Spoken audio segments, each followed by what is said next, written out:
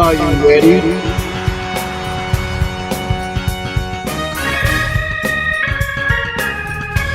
This is a discussion podcast about wrestling. This episode was recorded November 18th, 2017. Hello everyone and welcome to Flip the Mic, a podcast with myself, MVL Gaming, and the Jonin Monkey. Who has now turned heel, and then went back to face again. Our topics tonight are the WWE string of releases recently, what makes a champion, Wargame and Survivor Series predictions that are bound to be wrong, and a taste of strong style. We're also going to feature a new section called Show-Stopping Promos, and this one really is a showstopper. So I'm going to bring a different crazy promo every episode we do, and this one is going to be a maths lesson from Scott Steiner. And it goes like this. You know they say, all men are created equal, but you look at me, you look at Samoa Joe, and you can see that statement is not true. See, normally, if you go one-on-one with another wrestler, you got a 50-50 chance of winning, but I'm a genetic freak, and I'm not normal. You got a 25% at best chance of beating me. And if you throw Kurt Angle in the mix, and your chances of winning drastically go down. You see, the freeweight sacrifice, you got a 33% chance of winning, but I got a 66 and 2/3 chance of winning because Kurt Angle knows he can't beat me. He's not even going to try. So Samoa Joe, you take your 33% chance minus my 25% chance, you got an 8% chance of winning the sacrifice. Then you take my 75% chance, and we go one-on-one and add 66 and 2/3%, and I got 141 and 2/3% chance of winning at sacrifice. See, Samoa Joe, the numbers don't lie, and they spell disaster for you at sacrifice. And that actually caused Jonin to disconnect. Hey, how you going? Oh, jeez. The promo was so bad it killed you. So, I don't know what possessed Scott Steiner to go with this promo. Maybe he thought that if I can't follow this, who can? If this is too out there for me to comprehend, then who else is going to get this? And you've probably seen this before on Botchamania or a program like that. It is a very famous, not for good reasons, promo. And the funny thing is, Scott Steiner brought it a bit further when he also spoke to the girls, the lady who was interviewing at the time as well, to say which they would prefer, himself or Samoa Joe. The interviewer said, I kind of like the look of Joe. To which Scott Steiner said, well, I guess you're one of those ladies that likes romance then. You don't want to come home to a genetic freak who can give you what you want every night. So, Big Papa Pump, he's a colourful character with his promos, and I'm sure we'll see him again on the show-stopping promos. But there you go. That's maths from Scott Steiner. Well, after that amazing promo, we better move on to the topic. So, on a completely unrelated note, MVL, people getting fired recently. Oh, wow. So there has been a huge string of firings. We were speaking recently about this from releases when we talked about Nia Jax on our last episode, that Nia Jax had walked out along with Neville, who'd walked out. Funnily enough, the next week on Raw, as may be the case with our Survivor Series predictions, we were completely wrong. Nia Jax came back. They said that Nia Jax had returned from an absence, well, she's only gone a couple of weeks at best. Yeah. So even if they want to highlight the fact that she was gone, she wasn't gone that long. And no one really knows exactly why she left. Like, it hasn't really come out. Yeah, it's possible that the first theory that she had just requested a leave of absence or wanted some time off may have been the legitimate reasons, but then the internet just got crazy and started throwing out rumors like, oh, she wanted more money and The Rock decided to help her out. Yeah, you know what? It's all of us marks out there. They're using our uninformed ideas and opinions, but that's what it is. Yeah. So it kind of spiraled out of hand. We don't know why. She requested some time off, most likely had some time off because Creative didn't have anything for her, and now she's back. But there have been a string of releases since then. So people who have been let go, we have Emma, Darren Young, Summer Rae, Sawyer Fulton from Sanity, Leo Gay, a Chinese wrestler who was on the developmental brand, Josh Bredel, Tough Enough winner. And I want to talk about these. Mostly I want to talk about Emma. There are some more releases that I'll come to down the line. But Emma was a very confusing release. Emma, who had just wrestled 2 high-profile matches against Asuka, won at a pay-per-view, which is her first singles match on a pay-per-view. I believe we touched on this last time. and then they'd had another like 10, 11-minute match on Raw the next week before they released her. And it has been said that releasing Emma was partially a show to the roster to show it doesn't matter what your position is. If you cross the line, we will release you. A lot of the idea behind what got Emma in trouble is potentially her not taking that Emelina character that they had for her. It was a cat-like character they came up with, a very kind of ladylike character who would dress in dresses and be a bit, let's say, provocative, because that's what they were going for. Yeah, it was another one of those gimmicks that they were teasing for months and months and months, and then they dropped it, and it just kind of became awkward build-up, kind of like Goldust's protege. Yeah, that never came to fruition, which is very upsetting, because Goldust would be a terrific manager. But I get the feeling that maybe one of the creative writers was, you know, maybe on Instagram, just checking out Emma's pictures. What are you doing? This is totally work. I'm making a promo package for Emelina. Yeah. Like, that's a thing. I think also there was another rumor I heard, which was that the straw that broke the camel's back was that apparently Emma had been sending tweets. Like, we were mentioning before that for someone like Asuka, who was hyped as like a female Goldberg, basically someone who utterly destroyed anything that came her way. I mean, doesn't she have like the second longest title reign at this point in time? Oh yeah, Asuka has had a tremendous title reign, maybe the longest for quite some time. It's definitely not. The Fabulous Moolah held the title for 10 years, and that record can't possibly ever be broken. Yeah, that's but we insane. are looking at an extremely long title reign from Asuka. So, yeah, it seemed a bit confusing. We even talked about it at the time, why Emma managed to get a lot of offense on someone who was continuously being billed as unstoppable. I suggested that it might have been just trying to make them look equal. I might also, this is purely speculation on my part. I've got no idea what they're like backstage, but Emma had been leaving tweets like, "Oh yeah, I can't wait to have matches against Asuka," eye rolling emoji, implying that she wasn't thrilled with the idea of being completely curb stomped, so that might have been why she got more offense against Asuka that was necessary. And yeah, that might have been WWE creative saying, "Okay, look, we're just releasing you now, I've had enough of it." That is interesting, actually. If she did, let's say, take control of the match in the creative process and make it more even than they wanted it to be. Because now they've got Asuka beating up nobodies, in the same way they had Braun Strowman doing that. But Asuka's still getting a spot on the Survivor Series, which we'll talk about later. I'm very intrigued to see how they handle Asuka in that match. Another thing is, it's well known that Emma had huge heat with the writers after the Emelina stint didn't work out. Huge heat. They all hated her. They all wanted that character to work. They felt like she wasn't putting enough effort. There were even rumours that the character was designed to fail, like it was just some sort of joke. That it wasn't going to work out. We talked about WWE sabotaging their own talent for no particular reason. But, yeah. And it looked very strange when Emma came out as the Emelina character, immediately saying that she's going to revert back to Emma, and then having no real creative direction since then, until she came up with the idea that she created the Women's Revolution, which, if you go back to NXT and look at the matches between Emma and Paige, it's kind of true. That's kind of where the longer matches came from. So a lot of what derailed a lot of these superstars was injuries.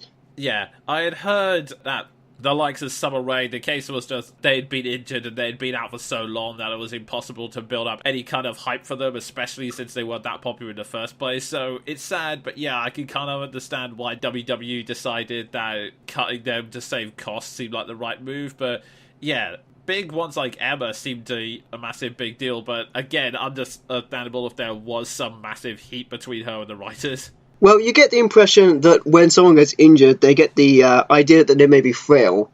So Emma got injured, and then they developed this new character for her, and that didn't work out, and that's what caused serious heat with her, and then they had nothing to do with her. So it's kind of really the injury that derailed Emma. Darren Young got released, and recently, up until the point he was used at an outside promotional event. I can understand Darren Young being released because there wasn't a lot going on for him, but it's really the injury that derailed Darren Young as well, when they were doing the Make Darren Young Great Again campaign.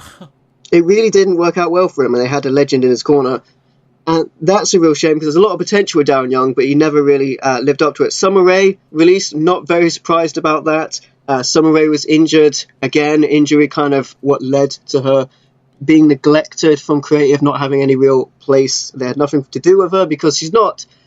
I'll be honest, she's not as good at wrestling as the other women wrestlers they have right now. They're getting a good string of great women wrestlers in. Summer Rae was not good at wrestling. Yeah, I think to recover from an injury, especially if it's a really long one, you have to have made a really big impact at the start, like a lot of hype and charisma. Like, Samoa Joe was out for an injury, and the instant he came back, everyone was on their feet cheering, and he came back straight to form because of all the hype he had built up previously, what with his attempts to take the title from Brock Lesnar and the like. Yeah, that was well handled. Summer Rae's been used on Total Divas. I think she would have made a great manager. They used Summer Rae with Tyler Breeze, which I thought was a really good idea because that was after the whole Rusev, Lana, Summer Rae angle, which is really confusing, weird, and got crushed by Rusev getting married to Lana. Ironically crushed. Rusev, crush! And that really left Summer Rae directionless. And then it just broke up the Tyler Breeze, Summer Rae thing immediately before it got going. So I thought Summer Breeze, as they were calling it, could have been a cool thing. Yeah. Next up, we had Sawyer Fulton. And if you don't know who he is, I forgive that because he didn't have much of a run at all. He was one of the founding members of the stable Sanity, which we'll talk about when we come to War Games, which will be Eric Young's stable. Sawyer Fulton was a member before he got injured, and that injury took him out of prominence. Funnily enough, he was in the video game, which is very confusing, as a member of Sanity. Huh. Which is really confusing because I get the feeling that they made the video game before they really decided what they're going to do. They also added Killian Dane in as the third member of Sanity, so it looks like you can choose either or Sawyer Fulton or Killian Dane in the game. But yeah, they added him in the game and then got rid of him shortly afterwards. I guess they just had nothing to do with him, but really an injury that caused his release as well because they took him out of Sanity, got Killian Dane in instead, who's a huge guy. He's got a real good look to him, but I guess they never thought of bringing him back in. And then Liu Gao, a Chinese wrestler who was a really promising prospect, he had a serious neck injury, and they've recently released him as well. Josh Breedle, who's a Tough Enough winner, he hasn't started on any TV shows. Hasn't been used live since 2016, and it was concussion issues that caused his demise. So injuries really that derailed a lot of these superstars, and it's not really having anything to do with them. Yeah, I should clarify in case of we're speaking metaphorical demise, not actual demise from concussion. No, he's probably still alive. So Leo Rush now is in danger because talking about tweets, as you were earlier, he tweeted about Emma not being ready for Asuka just as she was released. That was his kind of joke about it. A very poorly timed joke. You might get away with that sort of thing if you were a veteran or if you were well known, but from an NXT, bottom of the ladder, making a joke about someone as they were released didn't go down very well. Yeah. A lot of the other wrestlers went and attacked him. Bray Wyatt said something along the lines of, you're not going to survive out here with the wolves, kid, or something along those lines, which was pretty tight. Peyton Royce and many others came to defend Emma upon leaving.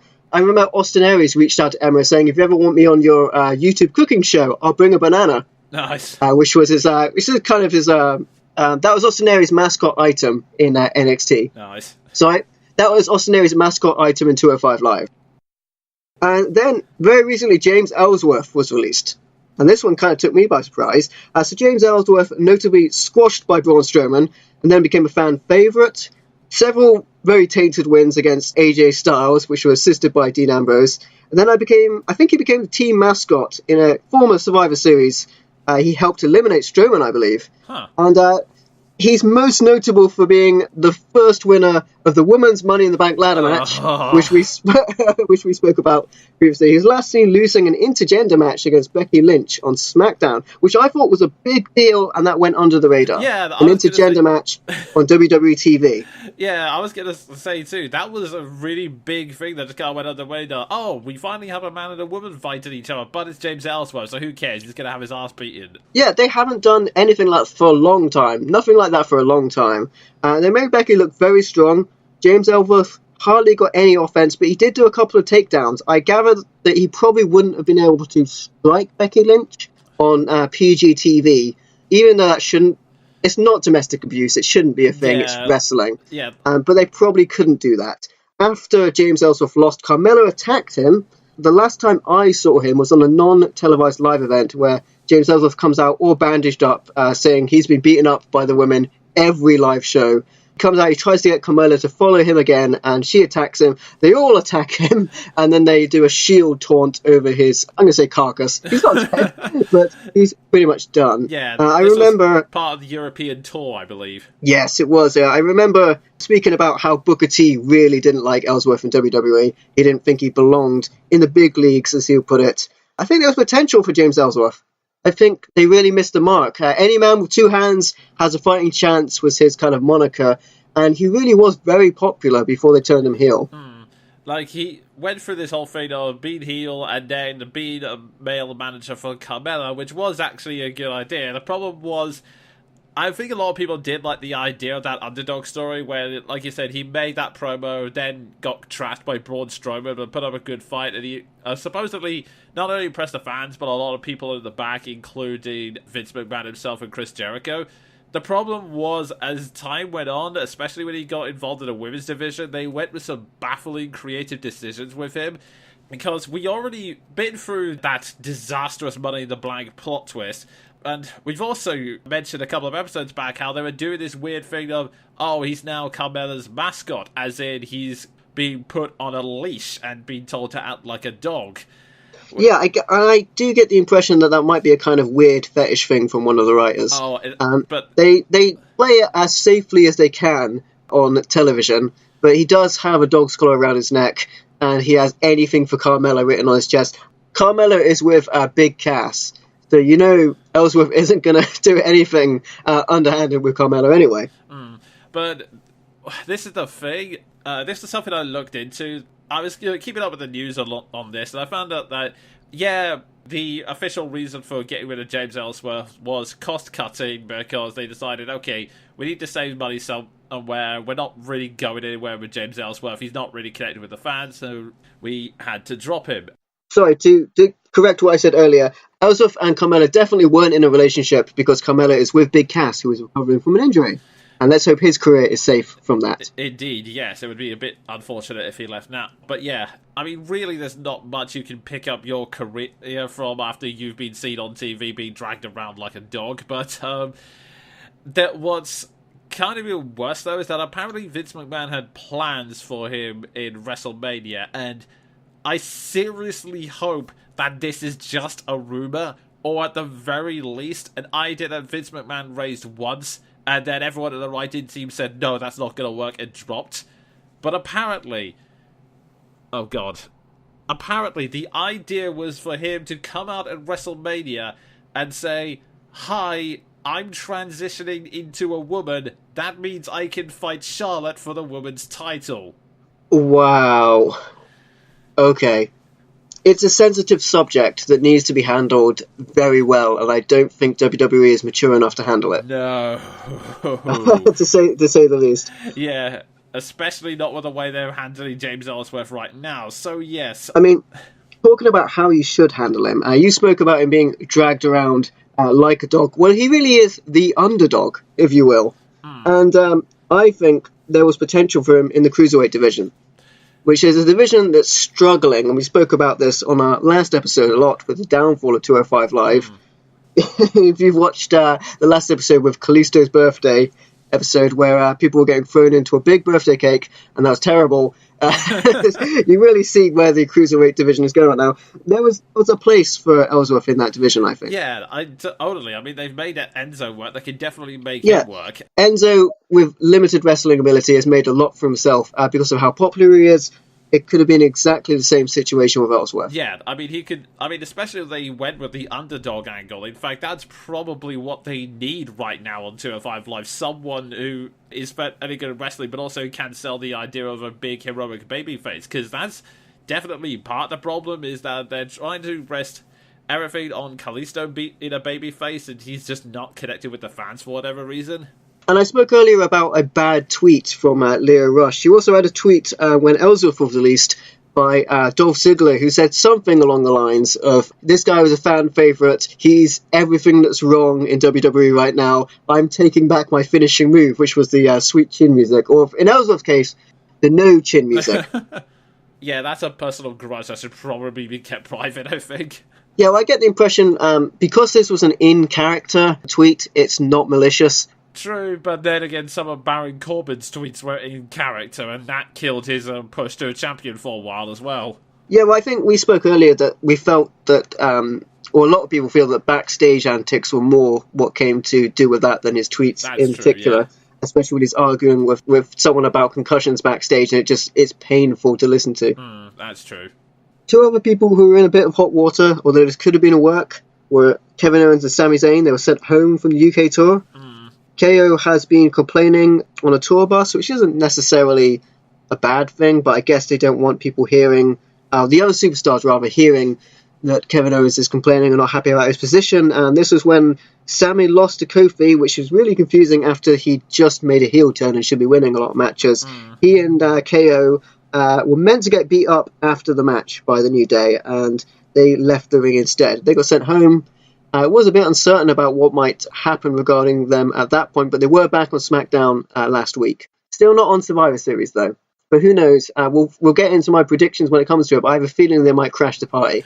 Yeah, I'm thinking that was kind of weird. It's a little bit up in the air at the moment. Like, it's possible that it was just down to health issues, or that they were just getting frustrated, so they just needed time to cool off as opposed to actively leaving the company. But yeah, we will see how it's going, because...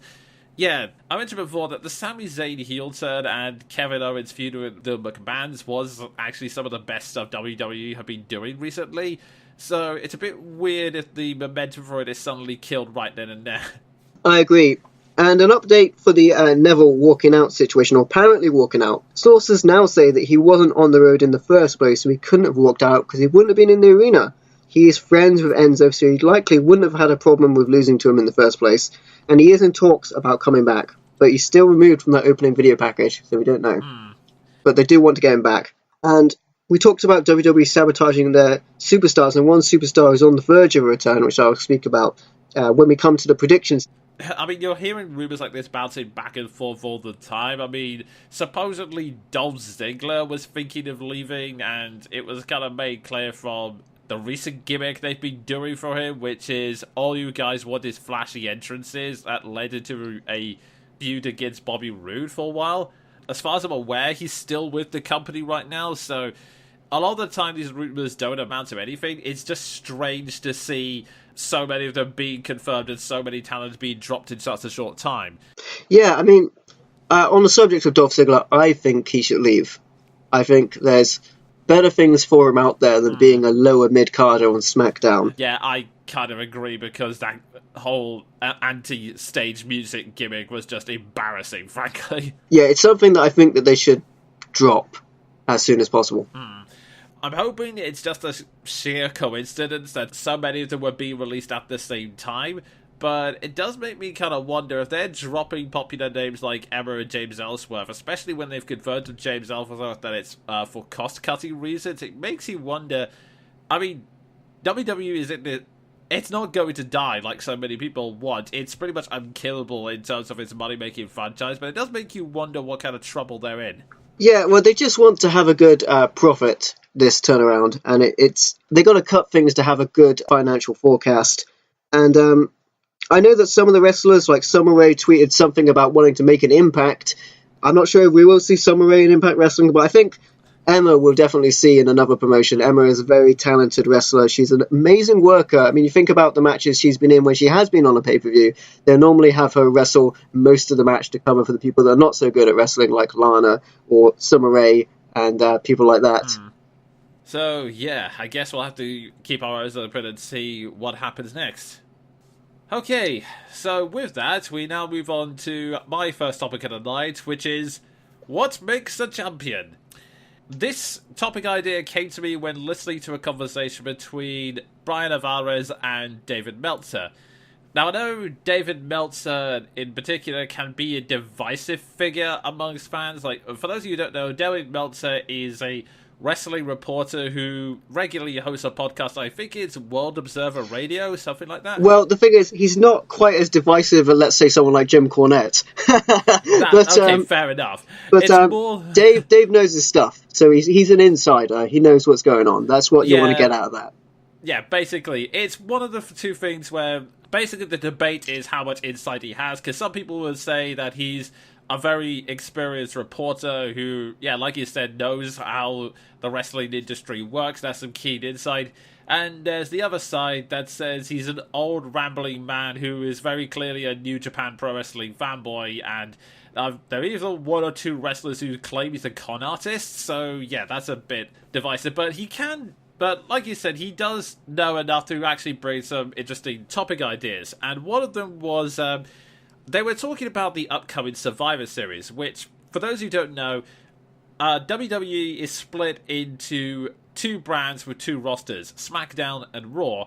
And Survivor Series is the one pay-per-view that happens once every year where the two rosters come together to clash and find out who's the best. That they do, and I have to correct you, Jonin, because it's SmackDown Live is the correct branding for it right now.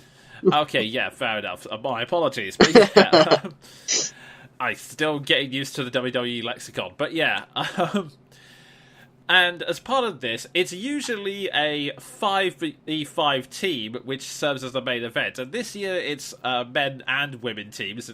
Well, they did a women's team last year as well, and they did a tag match last year as well, with many tag teams facing, which they're not doing this year.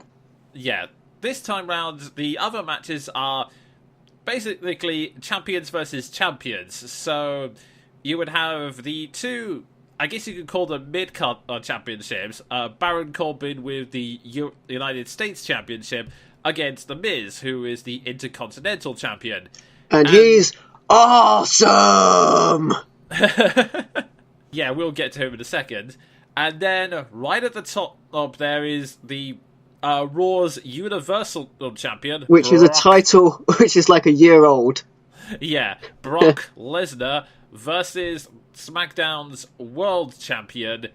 Well, at the time, when they first announced this, it was Jinder Mahal. And when they were announcing these matches, I will admit my initial reaction was, oh, well, thanks for that. I mean, SmackDown has several title pushes. Thanks for just confirming that it's not going to mean anything. It's kind of sad that they're also throwing AJ Styles under the bus, as he's a very popular wrestler. Then, out of nowhere, with only a week or two to go before Survivor Series... Sorry, Jenna, anytime you say out of nowhere, I'm looking around for Randy Orton to deliver an RKO. Well, that did almost happen to Jinder Mahal, but... actually, no, I think that happened to Rusev this week. But yeah, AJ Styles suddenly won the championship.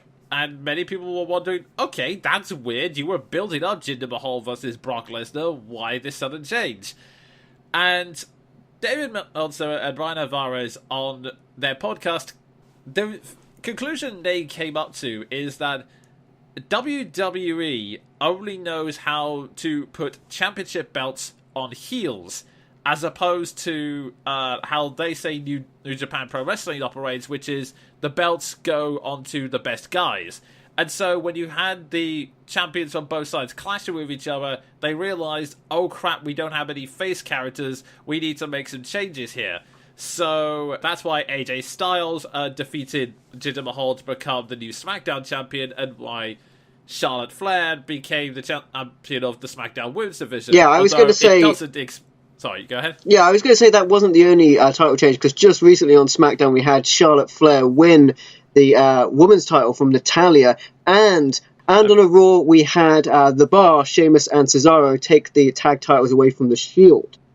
Yeah, now, admittedly, that's the one weakness in their theory, because it is essentially a heel team getting the tag team titles, but then again, that was more set up for The Shield versus The New Day, which I'm sure we'll get into later. I will say that's an interesting point of view, because they have been floating Brock Lesnar around between heel and face when it's needed. I do believe that WWE recognises that at some points, Brock Lesnar, as a very popular character and a character that sells very well, can be the face in a certain situation where people just want to see him deliver a suplex to somebody. Yeah, so he's kind of a tweener in that sense. Yes, I was very disappointed not to see Jinder Mahal in such a high-profile match. I love seeing AJ Styles. AJ Styles has had a phenomenal, if you excuse the use of the phrase, couple of years in WWE. He's doing great. He's almost guaranteed Hall of Fame at this point. He's doing really well at such a late stage in his career. I just feel like, in reality, they don't trust the star power of Jinder Mahal outside of India, as they have scaled back on their Indian tour recently, the one that's coming up from 2 shows down to 1, as they call it, Super Show, where Jinder Mahal will face Triple H. Yeah. But they're not seeing the money they want in their expansion into India. I feel like that's coming to blows with Jinder Mahal, probably like halting his push. It's a shame because you want to see that. It's a fairy tale when a jobber can make his way up from the lower leagues all the way up to the champion. I mean, he was released and now he's the world champion, was the world champion.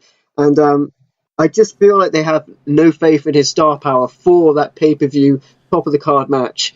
I really thought that he physically looked the part to face Brock Lesnar. AJ Styles is a lot smaller, but I feel that a lot of people think AJ Styles has a much bigger chance because he's so much more over. AJ Styles is crazy over. When they announced his name facing Brock Lesnar on the Raw, the crowd were instantly cheering AJ Styles Suplex City, which is awesome because AJ's name can just start a crowd chant, and all of that fame came from outside of WWE. It's not like he hasn't put the work in on WWE, he definitely has, but AJ Styles as a wrestler is so over.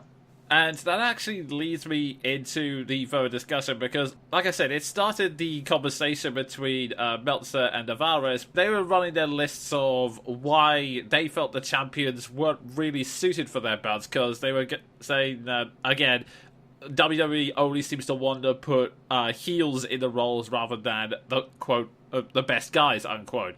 So yeah, I brought this all up here because I thought it might be a good discussion starter to actually have a look at the state of the champions in WWE right now and basically whether or not we agree with that sentiment. I mean, what makes a good champion? That's a good question because I was very disappointed when Charlotte took the title from Natalya, and I do think Charlotte is due another title reign, but taking a pay-per-view match away from Natalya, who has been there for such a long time, put in such a large amount of work. And is it just because Charlotte Flair, the Flair name is more over than the Hart name right now? Is that why it's happening? Again, I feel like they didn't really trust Natalya and her star power for the pay-per-view, and that's why I think that they did it. It really confused me when the tag title changed hands at the time. We of course now know the real reason is that they're setting up for that New Day versus the Shield match, which is awesome. We'll talk about that later. But that's the reason the Bar was given the tag titles, which they really don't care about. The tag title is it was just given to the Shield, and they weren't really using it. They weren't defending it. That's not true, actually. You can cut that out. They were defending it. Well, yeah, I get what you're saying. The Shield are basically... They're always going to be hyped at a big thing, whether or not they have the belts or not. And plus, their whole modus operandi is we're taking out people we don't like, as opposed to we definitely want to be the best. Yeah, it's the tag league in Raw is looking real weak right now.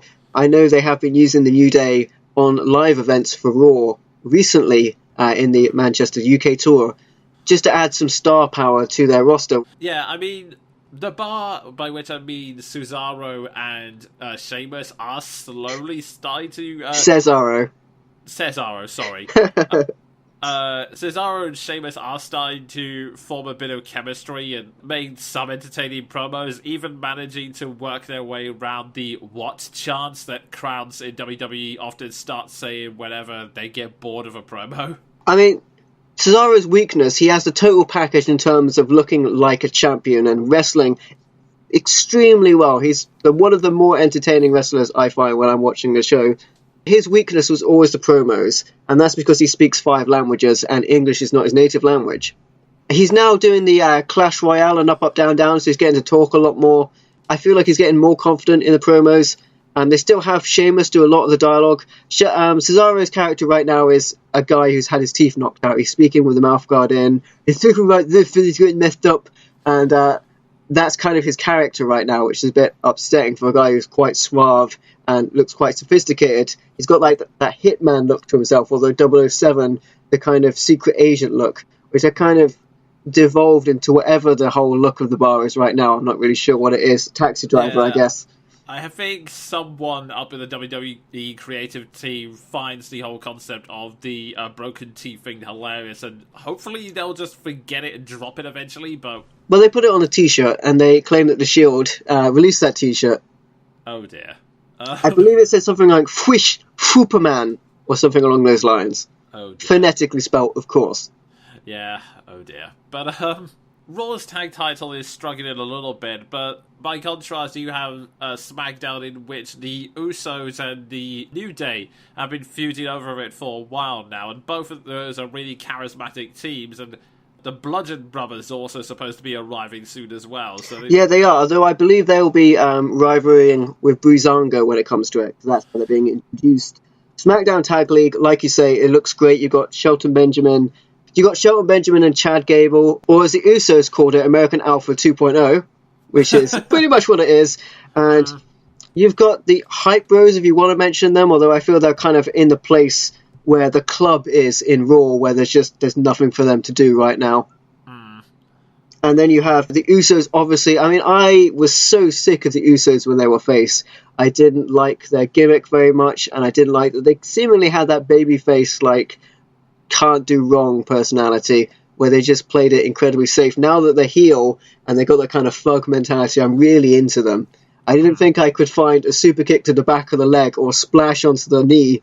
Cool, but it definitely is. It's that kind of dirtier offense that I really enjoy. And I really like how they've been running their promos, building up between the two of them. That's really good. I like how they speak now as opposed to how they used to speak when they were face. And the New Day is, of course, fantastic. Yeah. Those teams have got a lot of personality, and any one of them could be a worthwhile champion. It's when we get to some of the other champions that there's a bit of a question mark. Like, Baron Corbin is someone I continuously go back and forth on, because he does have the menacing look, and I kind of like the idea of his character in that he's an entitled jock who basically blames everyone but himself anytime he loses. But at the same time, he doesn't always have the charisma to pull it off sometimes. Yeah, and there have been questionable booking decisions recently as well, with Baron Corbin barely beating Sin Cara to retain his title. And I really like the idea of putting Sin Cara back to the forefront, but I think at a time when Baron Corbin's going to be on a pay-per-view with another champion is not the time to have a guy run down Baron Corbin. I mean, they made it look like Baron Corbin had no offense, no answer for a luchador offense, which was really, really puzzling. And I really liked seeing Sin Cara bring some good fight. I mean, his luchador offense seemed to translate to he throws Baron Corbin out the ring and punches him in the face.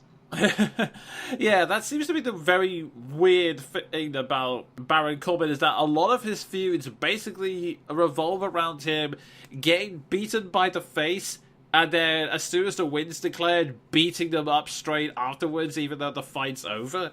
Because he was doing the same thing with Sami Zayn before he turned heel as well. Yeah, there was a point when I wasn't sure that Sami Zayn should even take the entrance ramp, because the amount of times that he would get beaten up before he made it to the ring, or just after a match, was getting ridiculous. Like you said, they swapped over to Sin Cara, but then it was doing the exact same thing, where Sin Cara won their first match, Baron Corbin started beating up on him, and then they had another match where it happened both times, just with a roles reversed, where one of the wrestlers started punching them in the corner, and they did it for too long, so the ref called a DQ.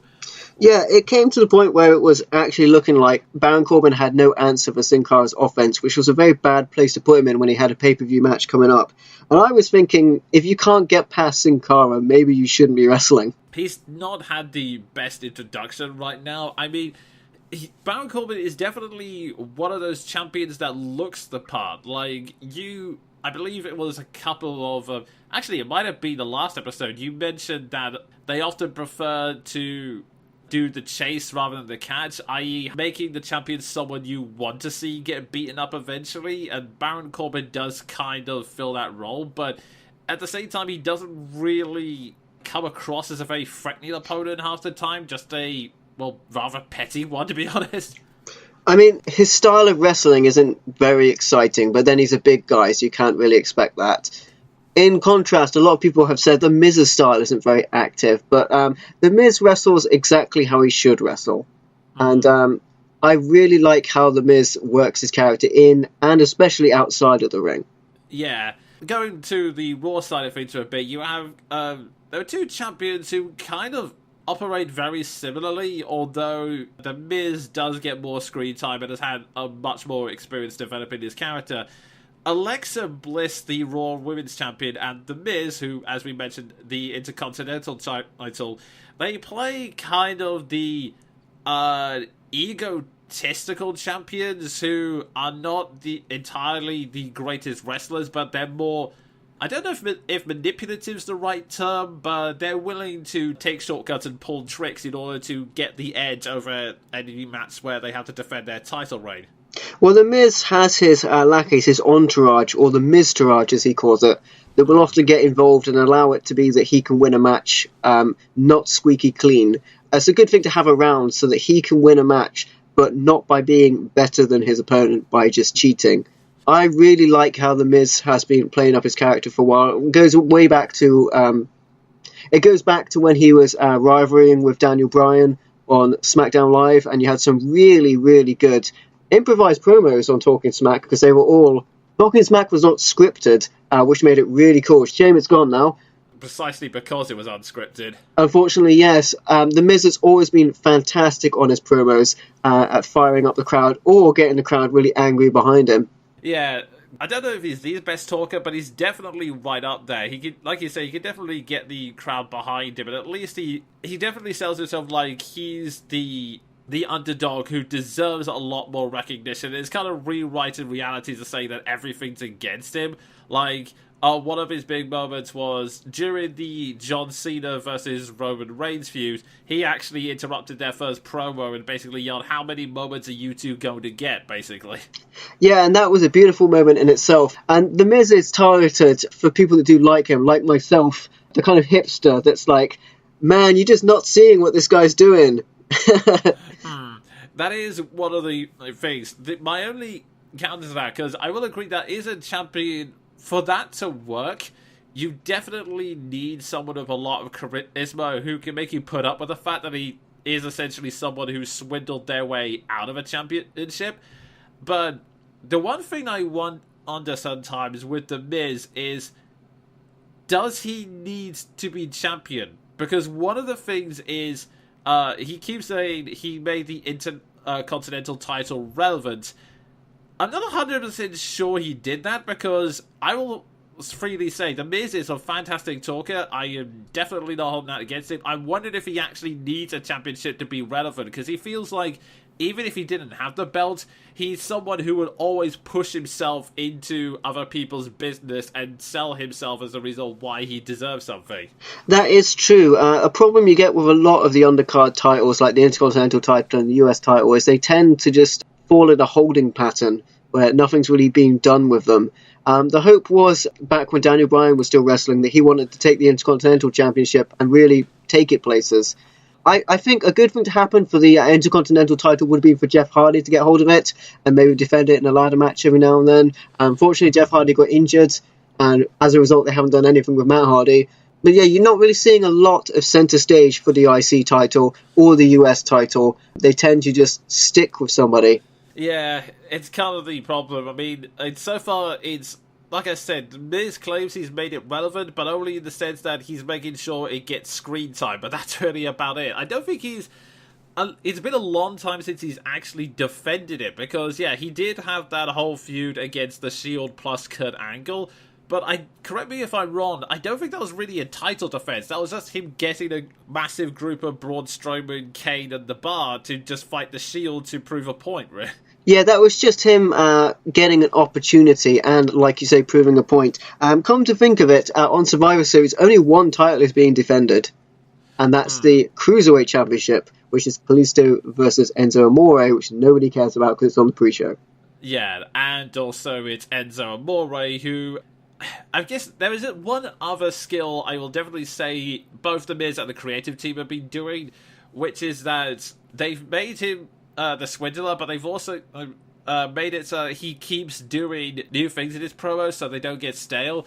Enzo Amore, like I said last time, he's good talker, but he's continuously saying the same things over and over again. I'm the certified G, I'm rich and famous, you guys aren't, blah blah blah, I'm gonna throw a cheap insult at you, blah blah blah, and it's just gotten really boring and repetitive to watch, frankly. Well, when they were in the UK, Enzo, instead of belligerent the cruiserweights, brought out the UK competitors and ran them down, and it was a really boring promo. I mean, he had to have a card with the names on, and I don't know if that was deliberate, as in he wouldn't have known who they were because he was a US wrestler, but it probably was that he legitimately didn't know who they were. And that was a really painful promo to watch. And what was more painful afterwards is Tyler Bates wrestled Enzo and lost clean. Tyler Bates, the first UK champion, losing clean to Enzo. And I get that they want to put over Enzo as more legitimate threat, but sabotaging a young 20-year-old wrestler to lose to a guy who everyone thinks is a joke was really bad. Yeah, it's kind of the short-sighted nature of that. And again, as another example, you have Alexa Bliss in the Raw Women's Division, who... she's okay. She can do some decent mic work. I don't know, there's something that's not quite selling me about her championship reign. It might be because that the All Women's Division, whilst having some great competitors, really can't make up its mind what the hell it's doing with its characters half the time, because there was a stage when she had Nia Jax as a lackey, but then Nia Jax was starting to turn on her, and then suddenly they completely rewrote it so that she was working as Alexa Bliss's lackey again. So, I don't know, it might just be that the Raw Women's Division creative isn't really helping matters, but I don't know, there's something about Alexa Bliss's reign that's not working for me. You get the sense that maybe an afterthought, and that they concentrate on the top of the ladder and then work their way down. Yeah, I think there's a lot of good competitors in the Raw Women's Division. They're not getting the screen time they really deserve, and you've had a lot of the wrestlers outspoken about it, like Sasha Banks doesn't like that. They don't know what's happening until the night that they're there. I feel like we're still kind of waiting for the perception of the women's division to really change at this point. You've got characters like Asuka coming in who are really trying to sell themselves as a monster who you really need to keep your eyes on, and we don't know whether it's working or not. I mean, the same thing happened with Shinsuke Nakamura, who didn't really excel like we thought he would when he came to SmackDown Live. It's the same thing that's happening to Asuka right now, which is unfortunate. I'm really hoping that we can get some longer matches, some women's main events, just to put the division on the same level. Indeed, yes. Especially when, well, like you mentioned, there are definitely a lot of competitors for the champion who would, honestly think would stand out a lot more than Alexa Bliss. Like, just to have something different from The Miz so that he could just have his own thing. I think it would be great to have the female monster champion equivalent, which could easily be either Nia Jax or Asuka, depending on how they handle it. Because, yeah, Nia Jax may not be... she can be a little stiff at times, but she is slowly getting better, including one match against Bayley where she literally barrel rolled through Bayley at one point. Yeah, I will say that with Nia Jax, they really haven't pulled the trigger on her. Like, is she an unstoppable machine, or is she just someone that stands behind the champion? Because we're getting a lot of the latter. And I feel like Nia Jax should be coming out every women's match and breaking it up and stopping the match and beating up everybody and saying, no one can beat me.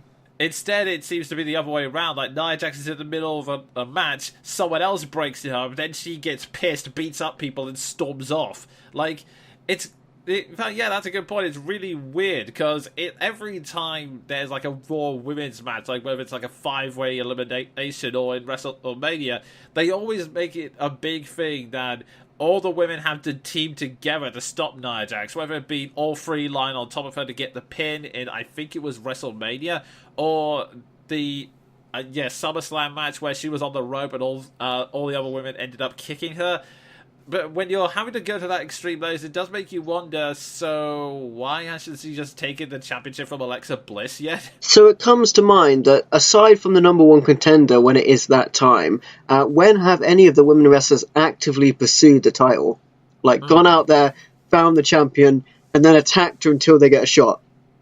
Because it's working your way up the ladder, but we all know the real way to get a title shot is just to beat up the champion enough times. Yeah, basically. That You're seemed to not be seeing that kind of chaotic attitude that you would potentially see up the top of the division. Yeah, really, the only title shots ever seem to happen because Alexa Bliss has decided to be spiteful for no reason. Like, that one time she tried to do the "This Is Your Life" thing with Bayley in a segment that even Raw had to admit the next week was one of the worst segments they've ever done. Yeah, I still have terrible flashbacks about that day. But I think it was a situation where they had a loose script and a bunch of props on a table and thought, make this work, and there was just no chemistry. It just fell flat on its face. But that can happen sometimes. I mean, the promo wasn't extremely well thought through. There was a lot of just small amount of dialogue and then gaps. I mean, like, react to this, nobody reacts to it. Here's some more information, react to this, nobody reacts to it.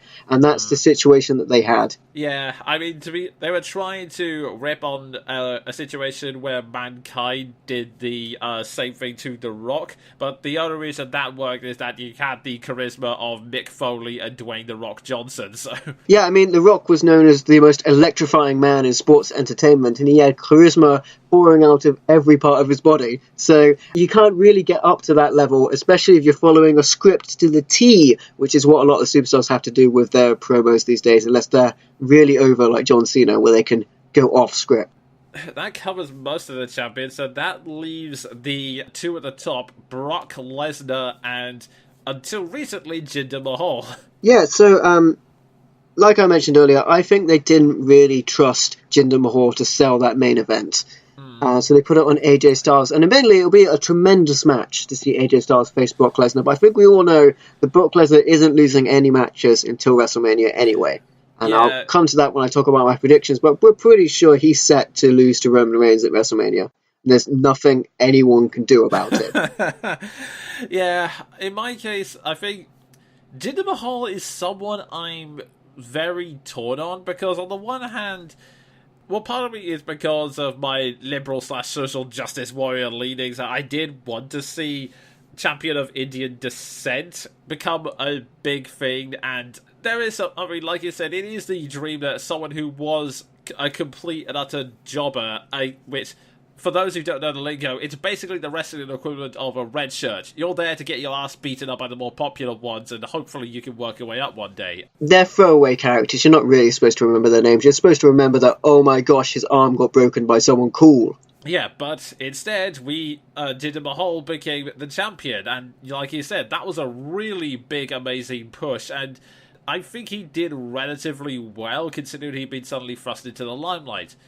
The problem was WWE's extremely short-sighted nature. Like, as you said, this entire push was done because WWE wanted to expand into India, and they went with the kind of patronizing idea of, oh, how do we get Indians to invest in WWE? I know, let's put an Indian character in center stage. Well, Indian descent, because he's technically Canadian, but whatever. Indian as champion, let's go. Unfortunately, there were several things that compacted with that. First off, you mentioned that they don't trust in the star power of Jinder Mahal, and they had to scale down the shows in India. I've read an internet, part of the reason why they had to scale it down is that they weren't getting the ticket numbers. But it wasn't because of demand. No, it was because they were going, oh hey, India, this big country with a huge population that admittedly has a money gap with some people living in third world conditions. What prices shall we set? I know, let's go with WrestleMania prices. That's amazing. That's the reason why the show had to be scaled down, because so few Indians could actually afford to go. Yeah, that's really scummy. I mean, I know that some events, if they don't have the ticket numbers they want, they will bring in seat fillers, or they will just give away free tickets on the day, just to make sure they can fill up the seats and then film that side if it is a filmed event. But on the live event, I imagine they just have whoever is there. And when we're talking about them expanding into other territories, the reason Sanity grabbed the NXT titles is largely because of Alexander Wolf being of German descent when they were expanding into that territory. Yeah, that makes a lot of sense. But yeah, the problem is Jinder Mahal was often let down by WWE's short-sighted planning, because on top of that, they decided to okay, this is a jobber going straight to champion. Let's have it so that he cheats and become the heel. Then that means, like all of our other champions, he can be the swindler who got to the top, and he will be the heel that everyone wants to defeat, and that will get him insanely over. The problem is, you then put Jinder Mahal and a lot of the WWE fans in this really awkward thing where you want to boo him because he's the heel, but doing so, despite the fact that you've made his entire character, I'm an Indian, come off as kind of racist. And it's only got worse when he started doing stuff like making fun of Shinsuke Nakamura with racist Japanese jokes, which kind of undid the whole thing there as well. They also had weird moments where, like, the Singh brothers were begging to kiss his feet. And I would say that the Singh brothers is a really underused team for the Bollywood boys, who are fantastic cruiserweight wrestlers, who have just been relegated to being the, let's say, the Miztourage of Jinder Mahal. Yeah, they're Jinder Mahal's minions, basically. And they're just there so that they can get up on the apron, get knocked down, and then Jinder Mahal can get a cheap win. Yeah, that's the same thing they were doing every single time. The only difference to this was in the Punjabi match against Randy Orton, when former WWE wrestler, the Great Khali, just walked in, slammed Randy Orton, and then just walked out again with no explanation whatsoever. Former WWE champion. Because Vince likes big men. Yeah. Yeah, Khali is. He has a wrestling school over in India. He's doing really well for himself. He may be back, but unlikely. He'll probably come back for special appearances. Yeah. The other way you could have done this is to do what we were suggesting earlier for James Ellsworth, which was to have it so that Jinder Mahal is an underdog champion, as in someone who got insanely lucky and was someone who was always going to be on the back foot. Like someone who, when going up against Randy Orton, was thinking to himself, oh god, I'm going to have to go 110% because I know I can't beat this guy. Well, and that would have really... I honestly think if you went with something like that, that could have easily have made his way to at least something that would get him over. The idea that, kind of like James Ellsworth getting over with the fans for being a plucky underdog, you could have done the same with Jinder, but instead they decided to go with a tired foreign heel stick. Honestly, I don't think the underdog would have really worked with Jinder. Just from looking at him, he's stacked. He's like the Hulk. I think more along the lines if they could have played him a bit like Brock Lesnar, where they brought someone out to talk for him, and then he just shows up, beats someone down, and then leaves and doesn't care about anything else. Yeah, I can kind of see why, in terms of physicality, he could work like that. It's just the problem with... Okay, the reason why Brock Lesnar works that way as someone who can come in and beat people up and then walk out again is because, well, like you said, he's a very simple character. He's like the Hulk, he just walks in and crushes people, but you've also got the likes of Paul Heyman being his hype man, who can essentially cut some incredibly vicious promos where he bigs up the beast Brock Lesnar and also putting down anyone who dares to go up against him. Even recently, during one of their promos, someone thought it would be a good idea to just start trying to propose to their girlfriend in the middle of the audience, and that was fantastic. It wasn't a John Cena, I will walk over to the audience and highlight this. It was a Paul Heyman, you shut up, this is my promo. You are not trying to ruin this. Yeah, basically the exact phrase was because the crowd started chanting, she said yes, and then Paul Heyman just went, the only reason she said yes is because she wasn't standing next to Brock Lesnar. Which, that was just a great put down, and it kind of shows effectively why Paul Heyman is one of the best talkers in the business, and if the rumours of Brock leaving after WrestleMania are confirmed, I really hope Paul Heyman sticks around to pick up someone else. Well, that's a bit of an awkward thing because Paul Heyman has tried to lend his hand to other superstars, Curtis Axel, Cesaro, and it hasn't really worked out. But that's because at the time he was still largely with Brock Lesnar, and he would defer his promos to speak about Brock Lesnar, particularly with Cesaro, where he would just say, my client Brock Lesnar beat The Undertaker at WrestleMania, while he's talking about Cesaro, and Cesaro is in the ring just nodding along with nothing to say. Yeah, I think it would be good if he actually went with a new wrestler and stuck with them. I mean, I don't know who could be muscular force of nature like Brock Lesnar. I mean, you could go with Braun Strowman, but honestly, Braun Strowman works best as someone like the Hulk, not in terms of muscles, but in personality, as in just barges in, wrecks the place, and then walks out again. Yeah, I think the best thing about Braun Strowman is his unpredictability. You never know where he's going to come from or what he's going to do. Sometimes he'll just come in and beat everyone up, and sometimes he'll just flip over an ambulance truck. There were rumours that Paul Heyman was going to represent Asuka when she got caught up, in a similar way that she would just come in, kick someone's head off, and then leave. I don't know if Asuka needs it, but it probably would bring some eyes to Asuka. Yeah, I mean, technically, Brock Lesnar doesn't always need it all the time, because there have been many promos when Paul Heyman starts saying something and then he gets involved. Like, one of the most famous ones was in the SummerSlam 4-way, where Roman Reigns stepped into the ring saying he wanted a shot at Brock Lesnar, and Paul Heyman was going, yeah, I like that. Roman Reigns versus Brock, and then Brock just snatched the microphone and said, you gotta be kidding me. You want a shot at this? You don't deserve shit, buddy.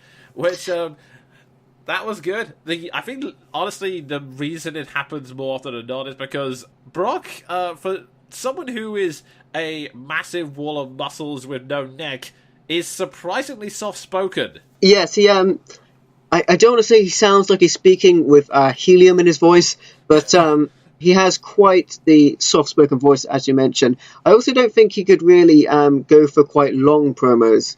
Paul Heyman goes for some very in-depth promos that go quite far, and they're very wordy. A lot of people probably wouldn't be able to memorize that many lines on the night that they have to remember them. When I get a script for something, I look at it weeks in advance, if you know what I mean. Yeah, Paul Heyman is definitely masterful in that regard. So yeah, I definitely think, like, you're right in saying that Asuka doesn't necessarily need it in terms of my skills, but I think that would actually be a good idea, just to try and drum some more interest in the women's division by having someone like Paul Heyman hype it up this much.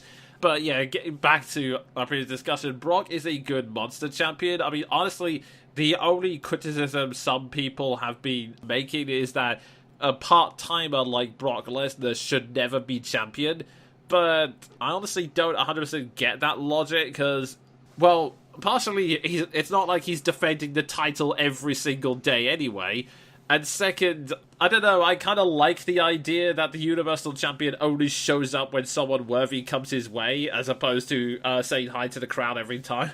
I mean, regardless of if you like it or if you don't like it, it sells tickets. People do show up to see Brock Lesnar, and they will wait to see Brock Lesnar. Paul Heyman likened it to Christmas. You don't want Christmas to come every single day, or it has no meaning. Brock Lesnar is Christmas. When he comes around, everyone wants to see it. Indeed, yes. Another person, I mean, we were talking about women wrestlers Paul Heyman could have represented. I always thought that the alpha female, Jazzy Gabbert, from the women's tournament, could have been a good candidate. She's huge. Yeah, that would have been a really good deal as well. Me and Sven were also discussing maybe Shinsuke Nakamura in order to get over his weaker mic skills, but then again, Shinsuke is a completely different type of wrestler, so that probably wouldn't have worked. Yeah, this is, I mean, it's a similar how I feel about Asuka, but I don't think they need to talk at all. I don't think Shinsuke Nakamura needs to speak at all, and if he does speak, it should be very small amount of things that he says. When he did his promo against Finn Balor, he just drew out his words like, I must beat you! And that was fine because the crowd were really into it. So he doesn't need to say a lot. Actually, was that against him? Yeah, getting back to Jinder Mahal, in terms of physicality, I can totally agree with you that he could pull off the Brock Lesnar thing.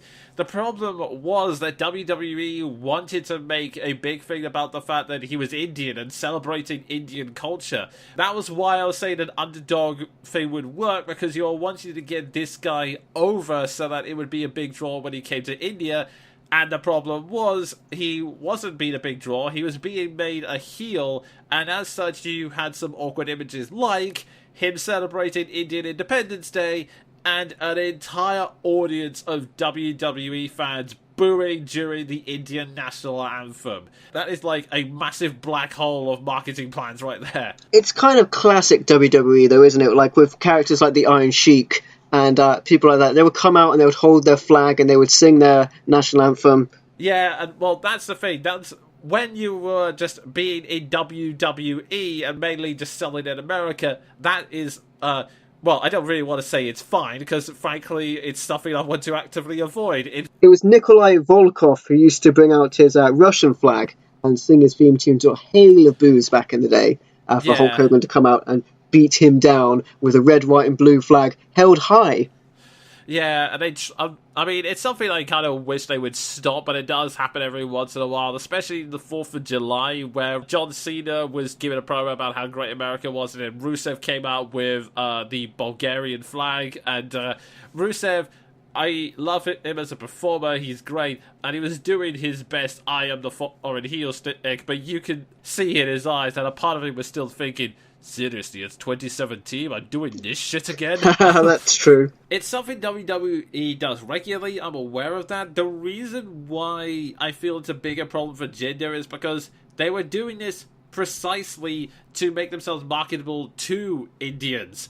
It's fine if you're doing it as an American show, like, here are your American champions being challenged by these foreigners from abroad. You know, it's a classic thing that happens in a lot of stuff, like Rocky, for example. I mean, especially in Rocky 4.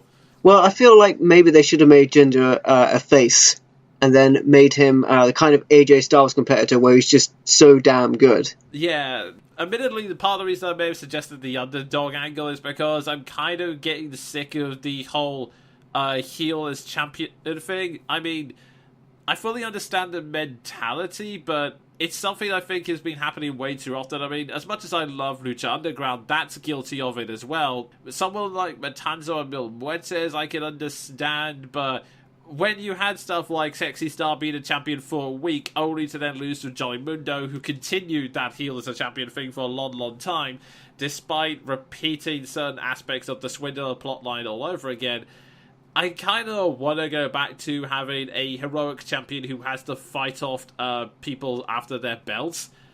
Yeah, I mean, WWE's boom time was when Hulk Hogan was champion, and that's when wrestling was really at the forefront. I'm wondering whether when Roman Reigns gets the title, will he continue as a face, or will they take the natural turn and make him a heel?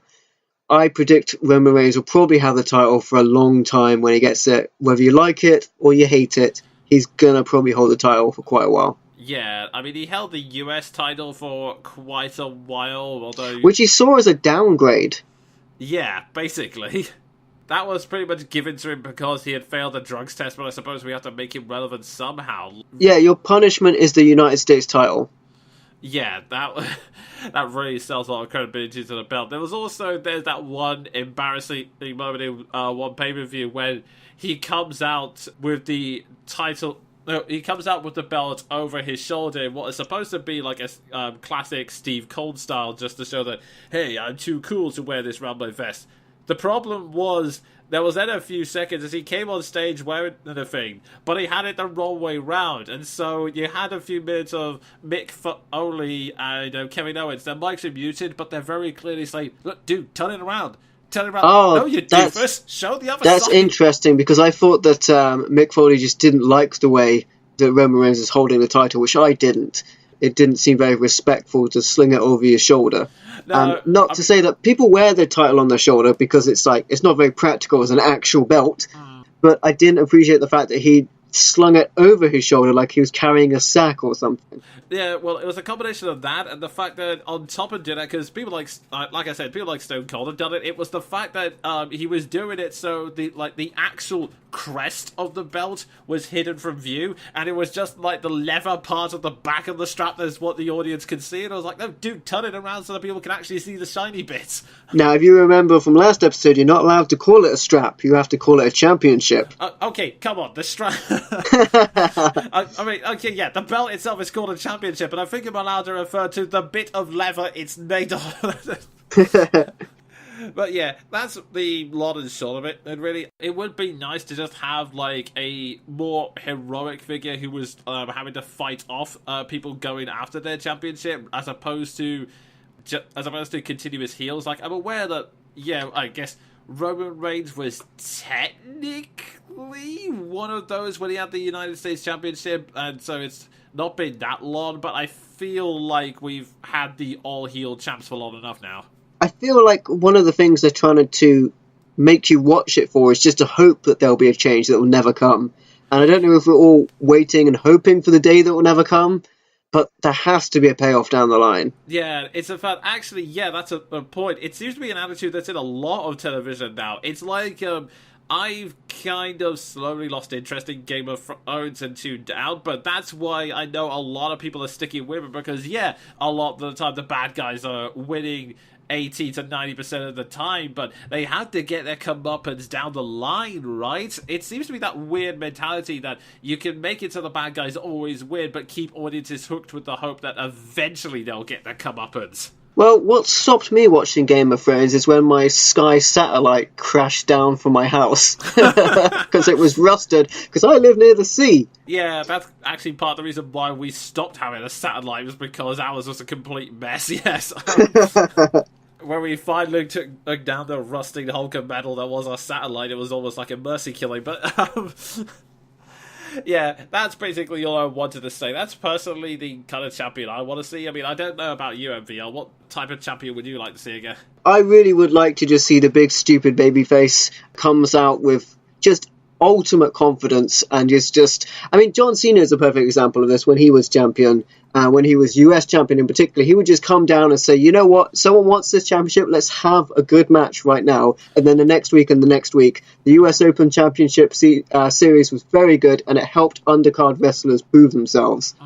Yeah, I can totally see that. Someone like a Superman figure who just comes down cheerfully and goes, "Hello, chum, let's all have a good battle together, shall we? Come on, we're friends here," and just have the heels go, "God, I hate you." Yeah, I want to keep the focus inside the ring, is what I'm getting. Yeah, definitely. With that, since I've gone through and mentioned all the Survivor Series, that actually makes your next topic, MVR, a lot easier now that I think about it. Yes, so we are going to speak about NXT War Games and WWE Survivor Series, our predictions, which will most likely be completely wrong. Yeah, I mean, admittedly, some people may question making a series of predictions when, as I've stated, this is recorded literally the day before, and I usually have to spend a weekend sitting this. So for the audience at home, consider this like a special time capsule of our predictions, and you can have fun correcting us in the comments below. Yes, so what I want to start with first is NXT, because the NXT pay-per-view, when it comes around, is almost always better than the WWE one afterwards. It just always is. I can't help it. It's just they have longer to prepare for the matches, and they're just way more entertaining. There's less characterization and more wrestling. So one thing that's not on the pay-per-view that's coming up that I am really excited about is Johnny Gargano will fight Pete Dunne for the UK Championship on the NXT next week. Cassius Ohno also requested a match against Lars Sullivan on that edition, but the thing I do really want to talk about that isn't on the War Games is the UK Championship being defended for the first time against a non-UK competitor, and that's really cool. And I'm sure that Johnny Gargano is Johnny Wrestling, as he's known, and Pete Dunne will be a tremendous match. So, just to fill in the background for those who are fairly new to WWE, NXT, it's kind of hard. It's kind of like a spin-off division, but it's also kind of used as almost like a proving ground for new wrestlers to test them out before they graduate to WWE, although graduate is you can use with inverted commas, since a lot of the time they end up being weaker versions of themselves when they're in WWE. Look at Porsche. Well, also you get a lot of wrestlers like Bobby Roode and people like that who have come in and they've already proved themselves, and maybe they want to adjust them to WWE's style of wrestling or how they're going to film it. You get a lot of veterans come in that really don't need fine-tuning, like Shinsuke Nakamura, Prince Devitt, Finn Balor as he's known, Samoa Joe, Kevin Owens, Sami Zayn. They really don't need to be in NXT before they're brought up into the main roster, but they are anyway. But that's largely because they also want to make NXT its own brand. Indeed, yes. So often it's because of that pre-recorded nature that, ironically, like you said, NXT is often considered better to WWE by a lot of people. But yeah, getting back on topic. Yeah, so the big gimmick of this match is the fact that there will be a War Games match, which hasn't happened in... There hasn't been a War Game match in almost 20 years, over a decade.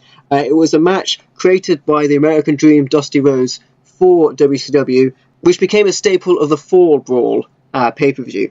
It's really good to see them giving recognition to Dusty Rhodes as coming up with this match. It was something crazily he just drew on a piece of paper and showed to a tech guy and thought, I want to make this 2 rings, not 1 but 2, next to each other, with a single steel cage around it, with a roof. The match starts off with 2 competitors. They have 5 minutes at the start of the Wargame match before another competitor comes in, which will be from one of the 2 teams, and there'll be a 2-on-1 advantage. 3 minutes after that, someone from the opposite team comes in. 3 minutes after that, and so on until you have all competitors in the ring. After you have everyone in the ring, the Wargames match starts fully. They have the match beyond Wargames, and then that match can finish. You can't finish the match before everyone's in the ring, I should say. Okay. Once everyone is in the ring, then you can finish the match, but only by submission or by giving up, like an I Quit match. There's no pinfall.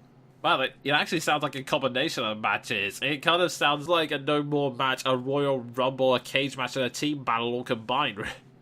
It's a really crazy match, and it's really entertaining to watch. The cage isn't always used as fully as you'd expect, but that's often the way in these matches, especially in WWE cage matches. The initial War Games had the 4 Horsemen in it. When you came to some of the younger wrestlers down the line, people like Sting really used the cage more dynamically, like jumping from one ring to the other ring with a high-flying move. And then you got people like Flying Brian, who would grab the top of the cage and kick people, which was a bit more creative. I can't wait to see, with all of the time they've had to prepare this, what the people in NXT are going to do with it, because it's crazy. Yeah. But to my knowledge, only the main event will be a War Games match.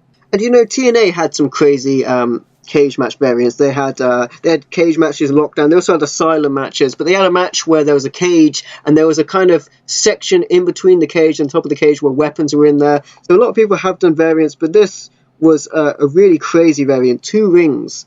But I'll get on to how crazy that match is going to be, because there's a little bit of a twist on this version of War Games as it is, because it's not 2 teams, it's going to be 3 teams. So I have no idea how that's going to work. But we'll start with the undercard. So it will be, and I will correct myself from earlier because I think I said something else, but Cassius Ohno versus Lars Sullivan in a singles match. Cassius Ohno is a striker and he really wants to take down the unstoppable Lars Sullivan. Lars Sullivan has been portrayed as a bit of a monster, despite the fact he looks kind of old to be an NXT wrestler and he already has a knee brace. I mean, that's my detractors from him. He is an unstoppable monster, but he's not a young chap by any stretch of it. Where they have NXT as being where you start out in the WWE, I think he probably should be on the main roster, because as he already has seemingly a leg injury with that knee brace, you don't know how much time he's got left. Yeah. And Cassius Ohno, formerly part of NXT, left and came back again. Got some high hopes for that guy, but this match doesn't really seem that interesting to me with Cassius Ohno facing Lars Sullivan. I feel like Lars Sullivan is going to win. It feels a bit too early for him to lose a match when he's just starting off his unstoppable monster streak. I feel like if he's going to lose to anybody, he'll lose to someone like Aleister Black down the line. Yeah, it does sound like an odd moment to end like that. I mean, the only reason you would have a sudden... honestly, if he is as old as you say, because I will admit NXT is on my list of things to pay more attention to beyond the YouTube highlights, but yeah... if you are saying someone up as a monster like that, you want to make their push last for a fair bit. I mean, even Goldberg, when he came back for one last run in WWE last year, it was a short push, but he was able to just knock out Brock Lesnar quickly and consistently.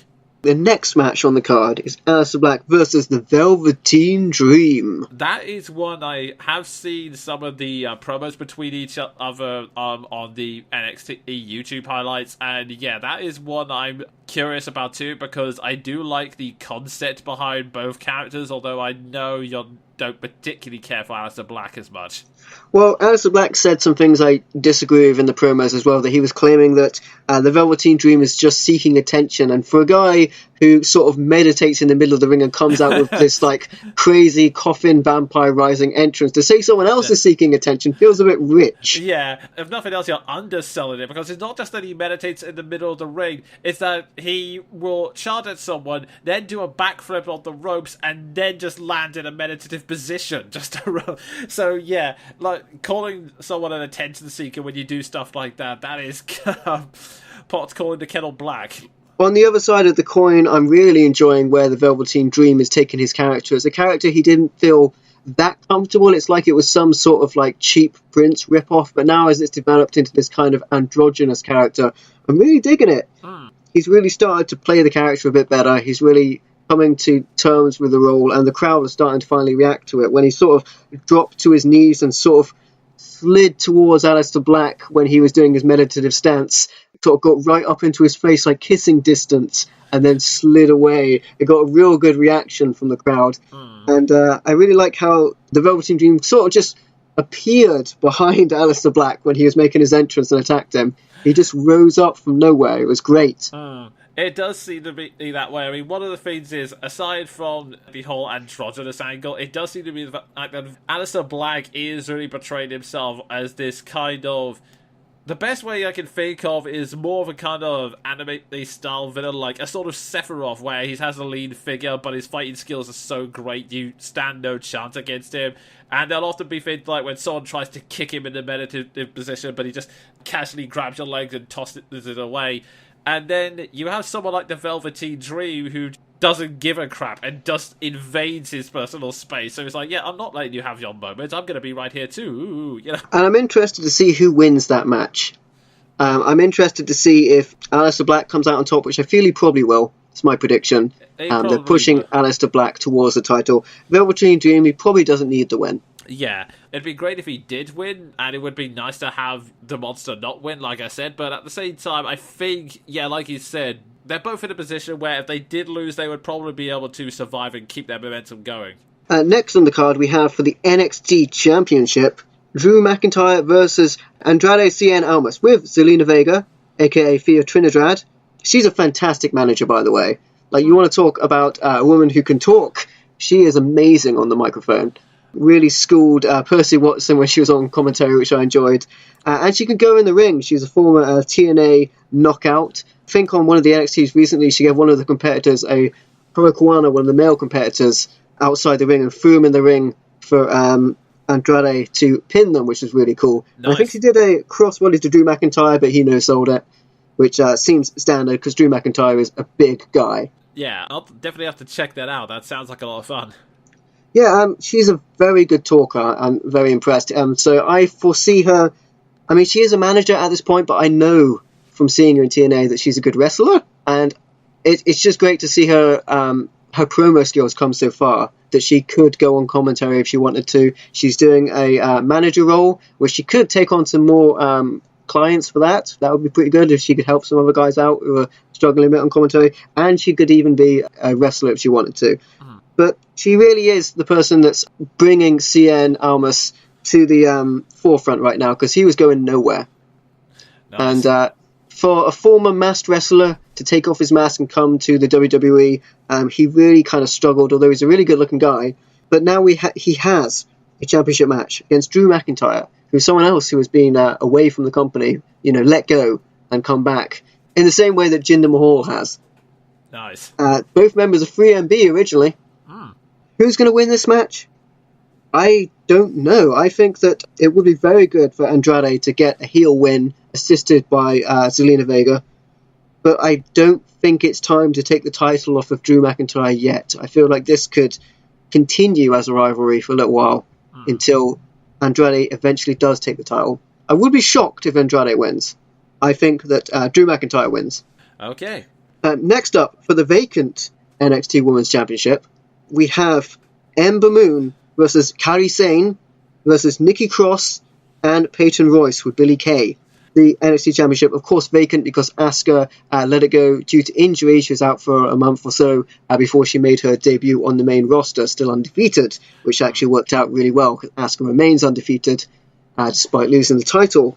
Ember Moon, really like Ember Moon, terrific character. She's got that Eclipse finishing move, which we all thought was going to be the end for Asuka, and then she hit Asuka with the Eclipse, which no one has broken out of, but Asuka broke out of it. So I was kind of like, well, who beats Asuka now? Yeah. Well, obviously nobody did. Injury beat Asuka, and that was it. And then you have Kairi Sane with the insane elbow drop, a terrific wrestler, star and winner of the women's tournament, the Mae Young Classic. And the Pirate Princess, I believe they refer to her And as. the Pirate Princess. Her character is really great. I'm glad they haven't touched it. Yeah. And then you have Nikki Cross, insane member of Sanity, with her theme music featuring screams, which is pretty appropriate. I like how she presents herself. She's got slick, wet hair. She doesn't bother with hair extensions or any of that makeup nonsense that the other wrestlers do, which is the complete opposite to Peyton Royce and Billie Kay, the Australian iconic duo. Yeah, I know a lot of these wrestlers because, again, watching the YouTube highlights WWE puts out for NXT, they show off a lot of the competitors, and yeah, like you, I like Ember Moon. I do like how he's saying that. Nikki Cross as well, I really like, because they kind of portray her as sort of like this unstable lunatic who's willing to do anything. Like, it's sort of like how they keep portraying Dean Ambrose, but more actually crazy as opposed to just being slightly wacky. Yeah, I hadn't thought of her about the kind of girl Ambrose type character, if you will. Yeah, but that is accurate. She also had a ladder match against Asuka, which was really cool on NXT. And she's kind of the wild card in this match. I mean, I don't think that Peyton Royce or Billie Kay are going to win. I know that there was a match that Billie Kay and Peyton Royce were both in against Asuka, and there was a point where Asuka was out of the ring, and it was a championship match, and one of them could have just pinned the other inside the ring, but they went and grabbed another wrestler and started trying to beat them up, which was really stupid. Because Peyton Royce and Billie Kay consider themselves both to be champion if one of them will be, because they're the iconic duo. Having said that, I know that Peyton Royce and Billie Kay are going to be moving up soon to the main roster, so I don't think they're going to win the title. Yeah. If I had to make a prediction, it would depend on whether they want to, because they've been pushing Kairi Sane, because like you said, she won the Mae Young Classic tournament. I'm wondering if it's a case of whether they want to push her towards a title run and make her the new Asuka straight away, or if they want to have Ember Moon actually claim the title at long last and be I don't know if unstoppable would be the right word, but at least a dominant threat as a champion for a while. Well, I would like to see Ember Moon go heel. Having said that, Ember Moon is a very popular character with her kind of gimmick, and she's an amazing wrestler. There's no reason why she can't go heel, but there's no reason why she should go heel either, because in NXT, they do have face-on-face and heel-on-heel matches. They're less story-driven than the main roster. And my prediction is going to have to be Kairi Sane. I'll be very surprised if Ember Moon or Nikki Cross won the title. I don't think Peyton Royce will win. So I predict Kairi Sane will win. Be very surprised if she does not. Very popular with the crowd. They probably want to build on that. And then finally we have the three-way War Games match. And this is really interesting. You have an unlikely team here first, which is... Actually, let me quickly say before I talk about that from watching some War Game pay-per-views previously, sometimes they don't use the second ring, but I have seen in the later War Game pay-per-views that they did allow wrestlers to use both rings during the regular matches. So it will be interesting to see if they use both rings for all of the matches, or if that just comes out for the War Game match.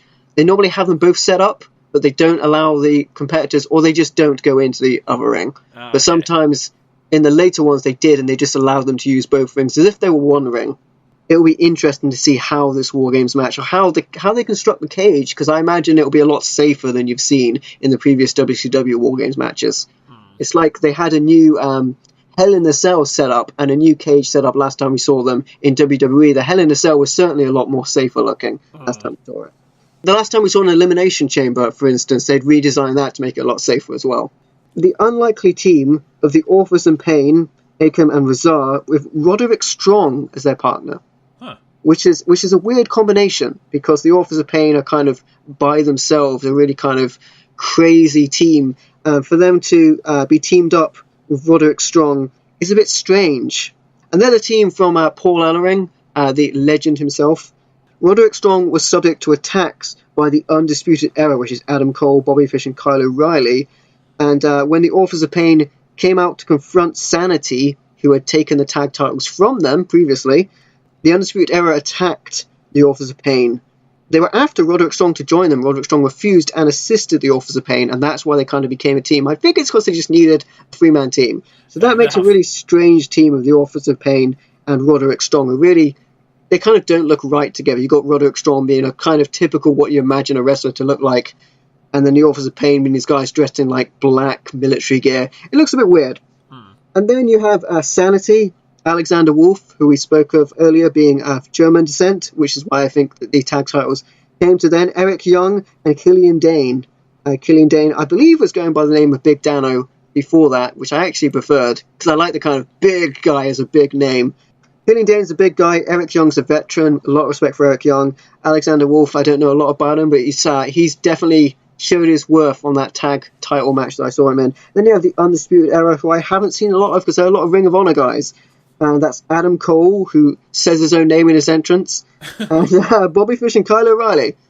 And I'm not sure what to think about these guys. I haven't seen enough of them in the ring. I would like to see a little bit more, so this is where they'll prove their worth to me. NXT has a lot of time to prepare for these matches, a lot more than they would on the main roster, so we should get a great match here. But the Undisputed Era, as they call themselves, with Adam Cole, baby! Like he says in his own entrance. We'll see. I mean, who do I think is going to win this match? The tag titles aren't on the line.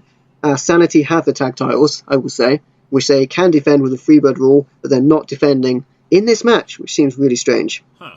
Because I could see the Undisputed Era winning the tag titles if they were on the line, because they are a three-man team. But then, I guess the Authors of Pain, Roderick Strong, isn't part of their team, really. I think they should have put the tag titles on the line. Who's going to win the match? I don't know. I really don't know. I want to say the Undisputed Era win, because they're the new bad guys. They beat everyone up all the time. They're going to get the heel win, I'm guessing. Yeah, I guess that would make sense. I mean, I don't feel that strong for Sanity because they've really been picked on recently by the Undisputed Era. Same with the Authors of Pain. Like, I know that they're moving up pretty soon. Right. So I'm going to say the Undisputed Era are going to win. That's all for the NXT TakeOver. And not many matches on the card, but I assure you it will probably be an amazing show. It does sound like it, yeah. They're often much better than the WWE pay-per-view afterwards. It kind of, when you see the pay-per-view afterwards, it kind of always pales in comparison. And with that being said, the next match I want to talk about is from Survivor Series, Enzo Amore versus Kalisto for the Cruiserweight Championship. Now we're talking about paling in comparison. And this is actually on the pre-show. Yeah, so it's basically done as a warm-up. Yeah. I would So my prediction, Enzo retains. Yeah. That's it. That's pretty much what's going to happen. I mean, I would love for Kalisto to win, but of course it's not going to happen. I see very little chance of Kalisto winning it. Even if he does, he will lose it on the next 205 Live or Raw. Yeah, that's basically what happens. In the meantime, we can probably go through the championship match, the championship versus championship matches very quickly, since we've done all the work of setting them up. Let's go for this. So, first of all, we have The Bar versus the Usos. It's difficult to say. I mean, part of me would want to say the Usos, since the Bar haven't really sold themselves well as a threat. I mean, they're a good team, don't get me wrong, but they've been losing to the Shield. They've been working with the Mr. Argent, still losing. They're kind of like the mid-card guys that put over the upper-card guys. Because Sheamus is a former world champion, Cesaro is a well-known, well-rounded competitor, they often use them to give good matches to the upper card and to put them over. Cesaro in particular often takes the fall for the match. I've noticed a lot recently that he's the one that gets pinned. So, in that case, I would say the Usos probably got it. Women's title, Alexa Bliss versus Charlotte. This is a really interesting one, because like we mentioned earlier, it changed just before it went to happen. I think Charlotte Flair is a kind of an obvious winner for me. Yeah. There's a lot going on for Charlotte Flair. The situation with her father being a public light. She's running hot right now. There's a lot of momentum on her side. Charlotte Flair, I see winning. Yeah, I mean, like I mentioned before, Alexa Bliss is a good talker, but really the momentum for her has kind of stopped recently. Yeah, and I also think that there might be a lot of, in the Raw Women's division, they could use that to put a lot of heat onto Alexa Bliss and have people running after that title. Yeah, that would be very good in that case. Mid-card, Baron Corbin versus The Miz. I mean, if we're going by Vince McMahon logic, Baron Corbin wins, but honestly, I prefer for The Miz to win, frankly. I would be very surprised if The Miz doesn't win this match. If you're talking about your Dragon Ball Z power levels, I'm putting, like, The Miz at over 9,000. Baron Corbin, I just don't see him finding a way past The Miz. The Miz has got so many tricks. He's going to have The Miz Taraj with him. And I don't want to say he's going to out-wrestle Baron Corbin, but he probably will out-wrestle him. He's more technical in the ring. He's been with the company a lot longer. He's a veteran. Baron Corbin's got a bit of speed to him and a lot of strength, but I don't think that's going to overcome what The Miz is going to bring. Okay. And I really don't see The Miz losing to Baron Corbin. Yeah. Just generally. It looks real bad for The Miz to lose to Baron Corbin, especially at this stage of his career. Yeah, in fact, I'm going to throw in one bonus prediction just based on previous as a recognition, and the commenters below can tell me whether I was right or wrong, although I probably would know by the time it comes out. But anyway, I predict that The Miz will beat Baron Corbin, then Baron Corbin will get up and beat either the Mr. or The Miz himself just in the middle of the ring. That's a good call. That sounds very likely to me. And then AJ Styles versus Brock Lesnar. Yeah, this is a really interesting match. Brock Lesnar wins. Yeah. I mean, AJ Styles will probably put on a good show and will give it his all and really put Brock Lesnar through his paces. But yeah, I think Brock's going to win. Yeah, they tend to think that the guy's done pretty well if he gets in a few moves. I think AJ Styles, when he fought John Cena, they really made it look like AJ Styles had a very unique style that came from outside WWE wrestling, that he could really counter anything John Cena put at him. I would like to see a bit of that, where AJ Styles just flips out of the suplexes and kicks Brock Lesnar down, and Brock Lesnar just has no answer for the speed for a little bit. But I do predict the match will be probably under 5 minutes, and Brock Lesnar will win. Which would make sense because, part-timer and all that. Yes. And then we have the non-title matches. Yes. The Shield versus the New Day. Yeah, the Shield, this is, for those who don't know, this is the team consisting of Roman Reigns, Seth Rollins, and Dean Ambrose, the Hounds of Justice, who often go after people they don't like, and their attire and music are based around SWAT invasions and all that. And the New Day, how would you describe them? They're kind of more of a comedic team, calling themselves the Unicorns, but it kind of undersells their abilities to call them that. They've definitely developed their characters far from where they came up as kind of gospel-type characters originally. They're pretty unique characters at this point, I would say, which is developed from their own personalities. They've got a kind of video game enthusiastic type character. They're quite cartoonish as well, and how they're portrayed. Yeah, it's probably going to be a good match. I mean, part of me feels that they'll probably make the Shield win because they're riding on the nostalgia. Because the Shield, they were a big tag team for a while, then they were split up, hence Roman Reigns' big push to be, well, not just a singles guy, the face of WWE. And then they've recently revived them for their career, so they're probably going to make the Shield win, although I would like to see the New Day win, and I mean, even if they don't, I do like the promo they cut just beforehand, where the New Day said, hey, we actually stick together on a team. The Shields, they're going to break up again. This is just the COVID period where you have to get back together with an X for a bit. Yeah, the New Day also said that they are magical unicorns, and the Shield are hounds of justice, and dogs drink out of the toilet and eat their own excrement. Yeah, that was just a great promo around. I would be very surprised if the Shield lost this match. I think the only way the Shield will lose this match is if, let's say they want to turn Dean Ambrose heel, and Dean Ambrose loses the match, and the rest of the Shield turn on him for those reasons, eternal struggling.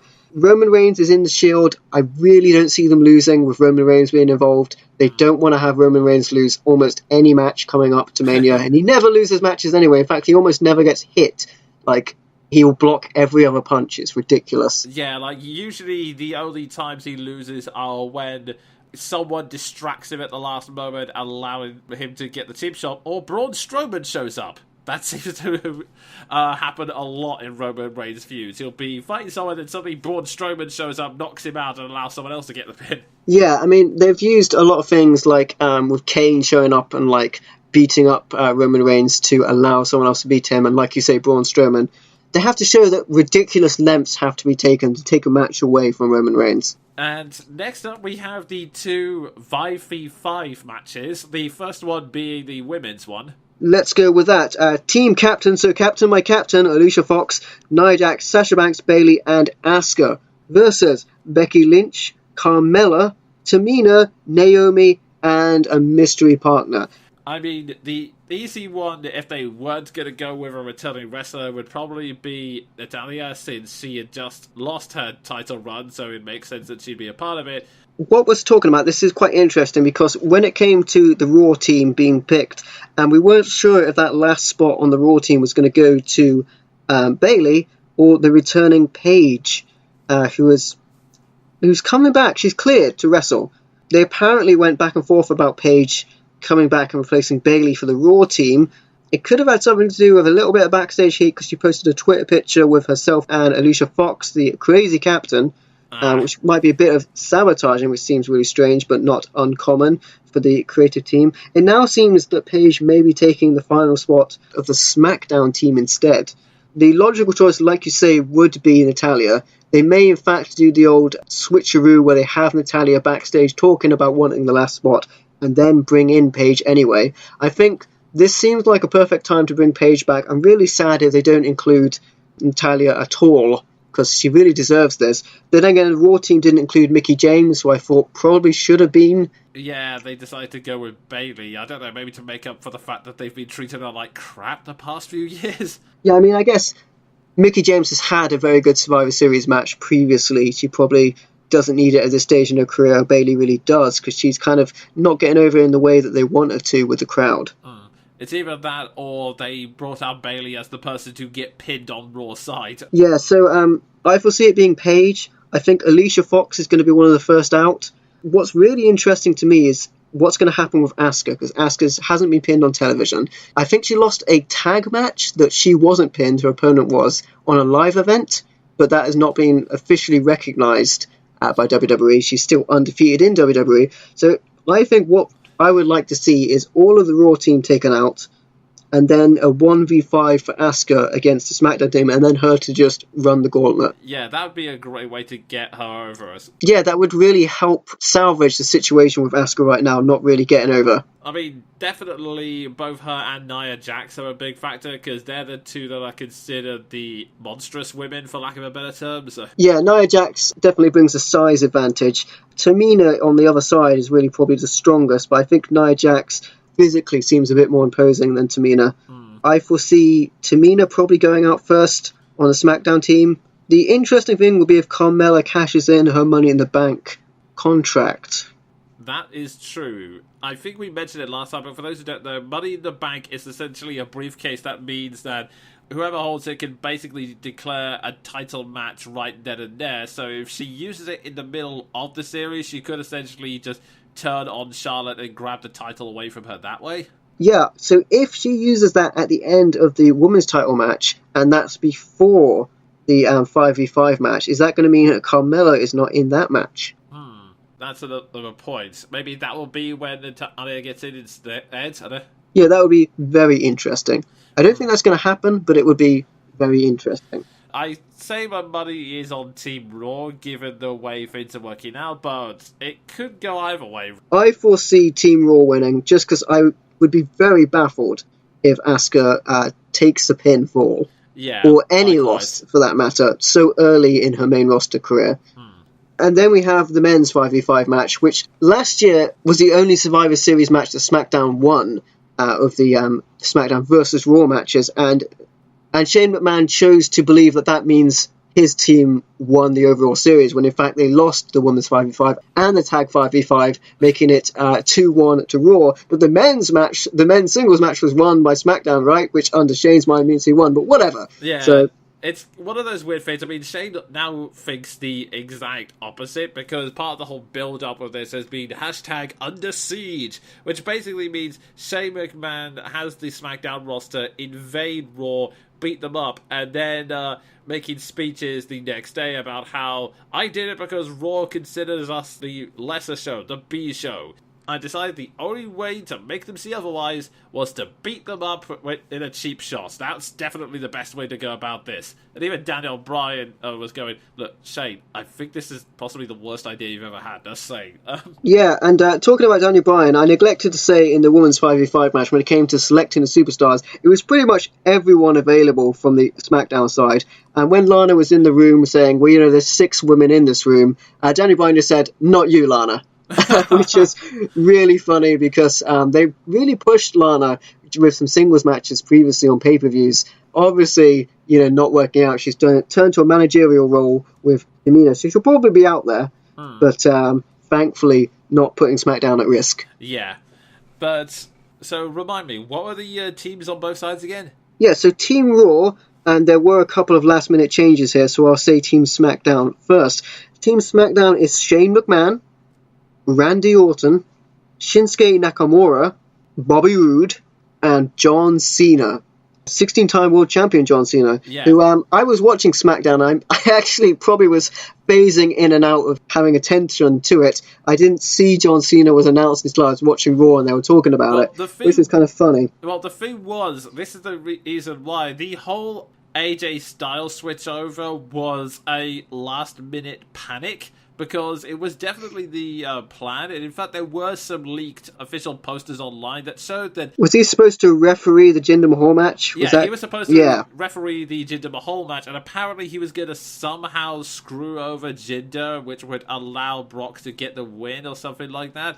So I believe they're thinking, okay, well, we haven't decided the last SmackDown slot, and it was going to initially be a battle between AJ Styles and Rusev, so let's just put John Cena in that and give AJ Styles the title match. So, see, I remember Rusev made a Twitter post saying, good luck to John Cena, my best friend. He really earned that spot on Survivor Series. Yeah. Rusev is a funny guy. He's great. He's great. So yeah, John Cena, it really makes the team look a lot stronger, though, having John Cena on it. Indeed, yes. But in terms of the actual story, it happened so quickly that it just ended up being Stephanie McMahon coming out onto Raw and saying, oh, by the way, John Cena's in SmackDown. Great going, Kurt. Yeah, like I say, they did announce it on SmackDown. I must have missed it. I saw it on the Raw. It's pretty cool. I mean, it's a real good chance for Bobby Roode to prove himself as well soon onto the main roster. That's great. Shinsuke Nakamura should be there as well. I mean, Shinsuke and Bobby Roode, both great wrestlers. They need that limelight, so it's really good to have them there. On the Raw side, you have Kurt Angle returning to the ring once more, though he has, like Triple H, has done some live events since. Braun Strowman, the monster among men, Samoa Joe, Joe's going to kill you, Finn Balor, and, last but not least, Triple H. Yeah. And this is really interesting. So Kurt Angle's kayfabe son, Jason Jordan, was to have the final spot until he was beaten down and beaten up by Bray Wyatt, who would have seemed like a good choice for the last member of the team, but, let's just forget that. After he beat him down, Jason Jordan was injured. His leg was injured. He couldn't compete for the match. And there was a brilliant moment, actually, where he came out because Kurt Angle was going to have to take him out of the match, but he couldn't do it. And Jason Jordan came out and said, Dad, please, no. All I wanted all my life was to wrestle with you in a match. Don't take this away from me. And I was generally like, oh. Yeah, I mean, a lot of people criticize this, claiming his acting was pretty bad, but I honestly, like you, it actually made me give a damn about Jason Jordan for a while. I was kind of iffy on this whole Jason Jordan is my secret son angle, but this was really a good moment, and yeah, that whole moment was great as well, because it then led to Kurt Angle being at a loss for words. He couldn't make the announcement. Then Triple H burst in and then said, okay, if you won't make the announcement, I will. I'm the 5th spot in Survivor Series. Yeah, Triple H just comes out and says, me! And then pedigrees Jason Jordan. Yeah, so to give a quick primer for those who don't know, Triple H is the son-in-law to Vince McMahon, and he's kind of did lead a group known as The Authority. He's basically the evil businessman of WWE who can occasionally come in and beat people up. Yeah, I think he's the COO currently. Yeah. Many people have complained that, he's a big face on NXT, so why is he the big heel here? To which I say, really nothing that happens on NXT ever really transfers over to WWE a lot of the time. Yeah, the WWE creative like to assume that the majority of the WWE audience probably don't watch NXT, and that's probably true, because there aren't many network subscribers, in all honesty, not as many as there probably should be to make it valid. A very small portion of their audience do watch NXT. Yeah. And an even smaller portion watch 205 Live. Yeah. Oh dear. So, yeah, this is a very interesting mix-up that kept being changed right until the last. But the more interesting it is, it's difficult to make predictions, not because of the array of talent there, because there is a lot and they could make for a very interesting, very close match.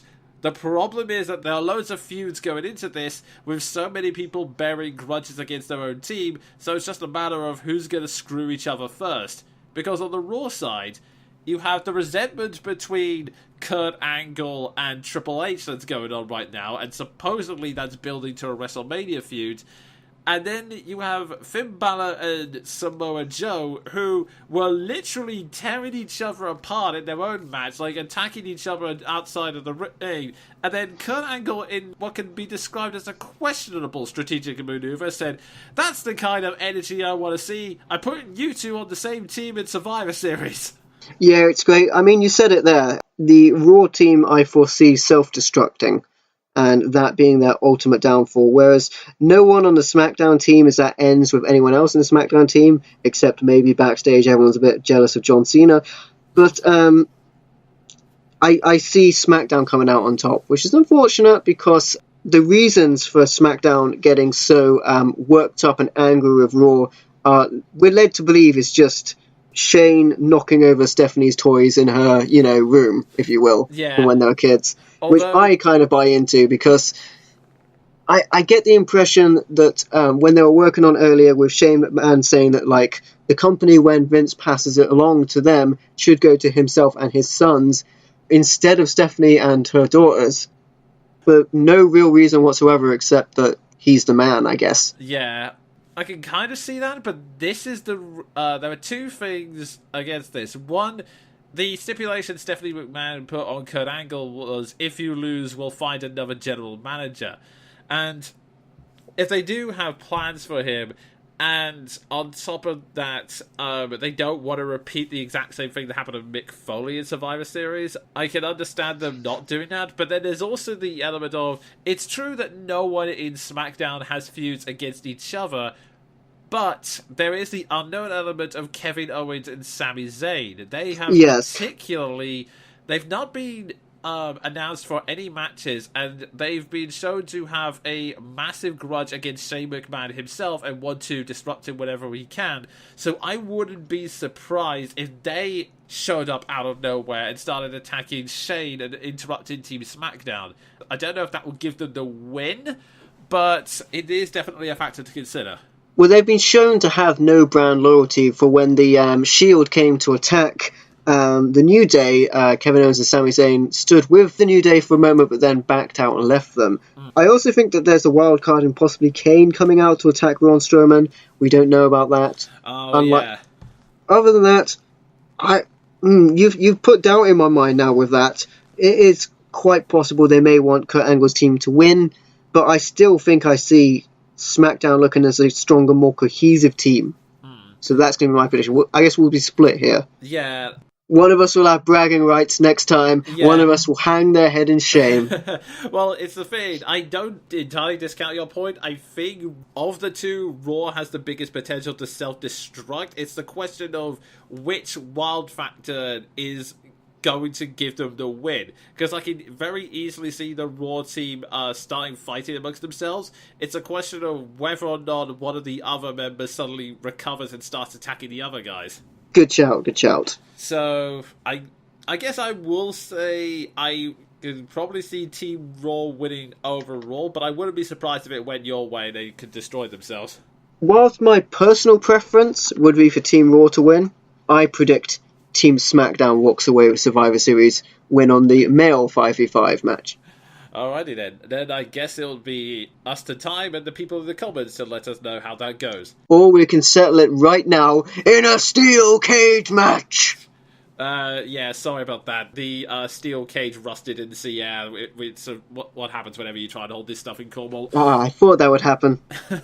But yeah, those are our predictions for Survivor Series, and like I said, people post in the comments to confirm our predictions with the hashtag I was right, although...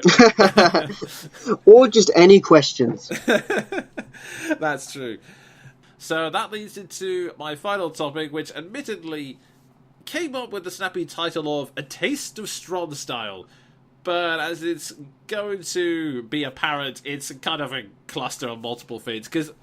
Basically, to give context for this, like I said last time, there was some fears that my first ever wrestling show, and the one that really appeals to me, Lucha Underground, was about to close down, since there hadn't been any announcements for another season, and what with stuff like the lack of money and stars being unhappy with their contracts, I didn't think we were going to get another season.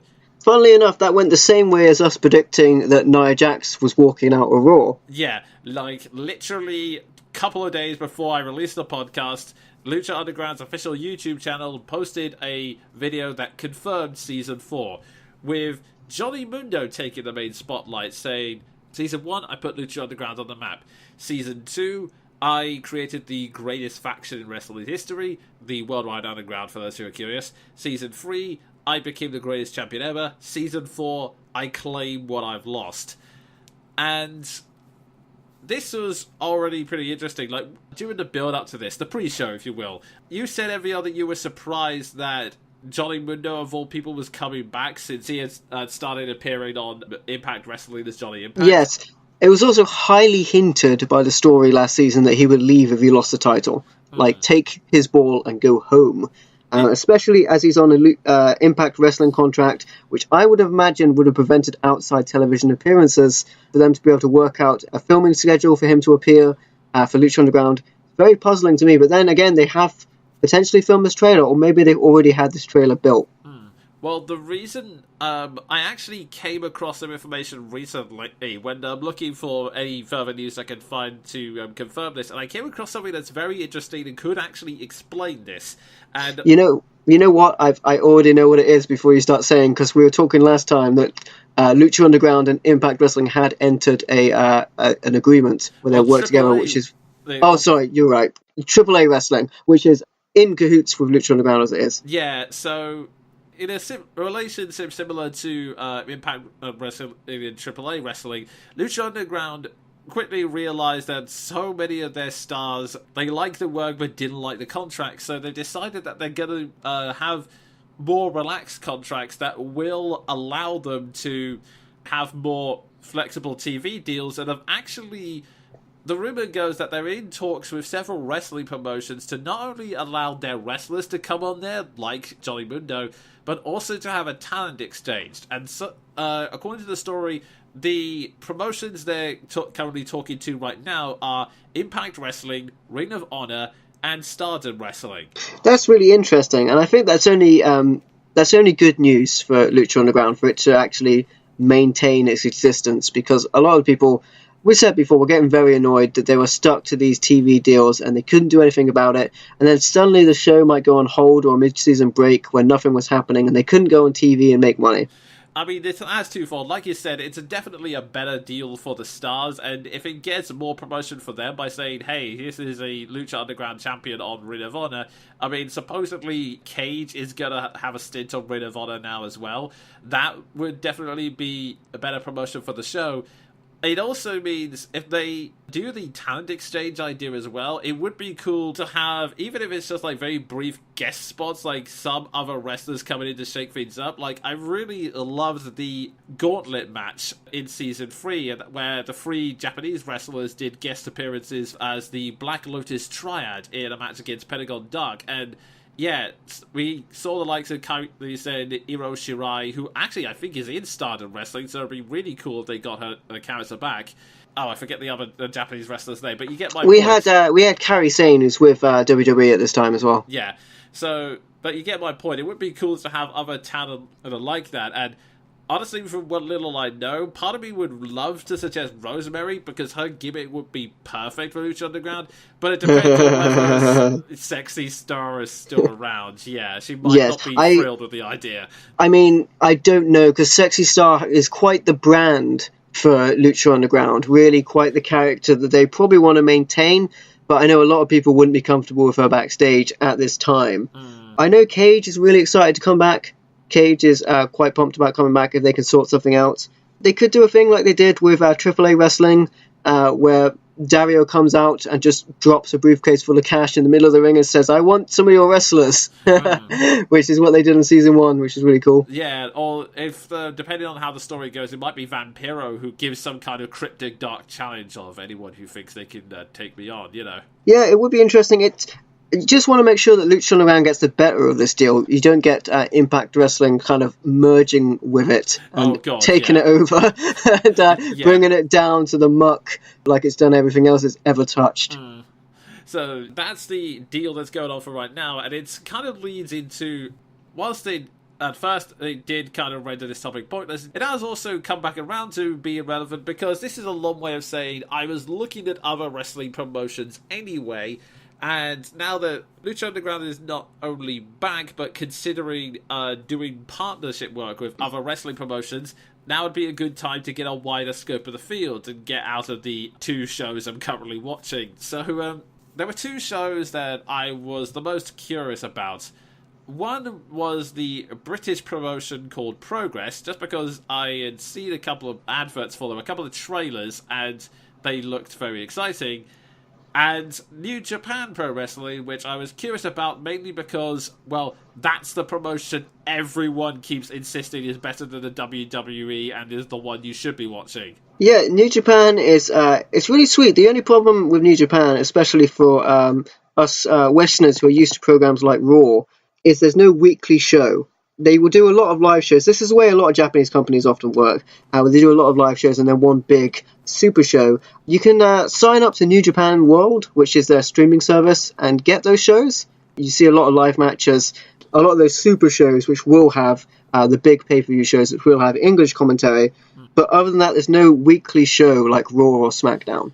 Yeah, that would actually make a lot of sense. The schedule seemed a bit all over the place, and I was trying difficulty to figure out, because I knew about the streaming service, and I was trying to sort of get a grip, okay, so what's this show actually like? So I was trying to see if I could find any kind of highlight videos or promo spots, and the one that's obviously been in the news recently because of the sudden shock announcement is Kenny Omega, who is currently Japan's United States champion.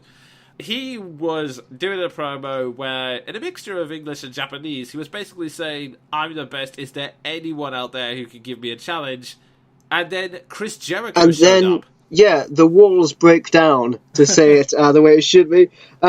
Chris Jericho, who referred to himself as the Alpha of pro wrestling, wanted to go Alpha versus Omega.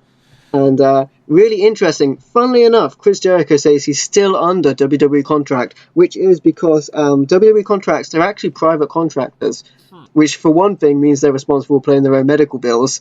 But it does mean that if someone is willing to pay the big bucks, you can have them appear. Which is what's happening in this case. It's a one-off appearance, and they booked him, they had it approved by WWE, and it's happening.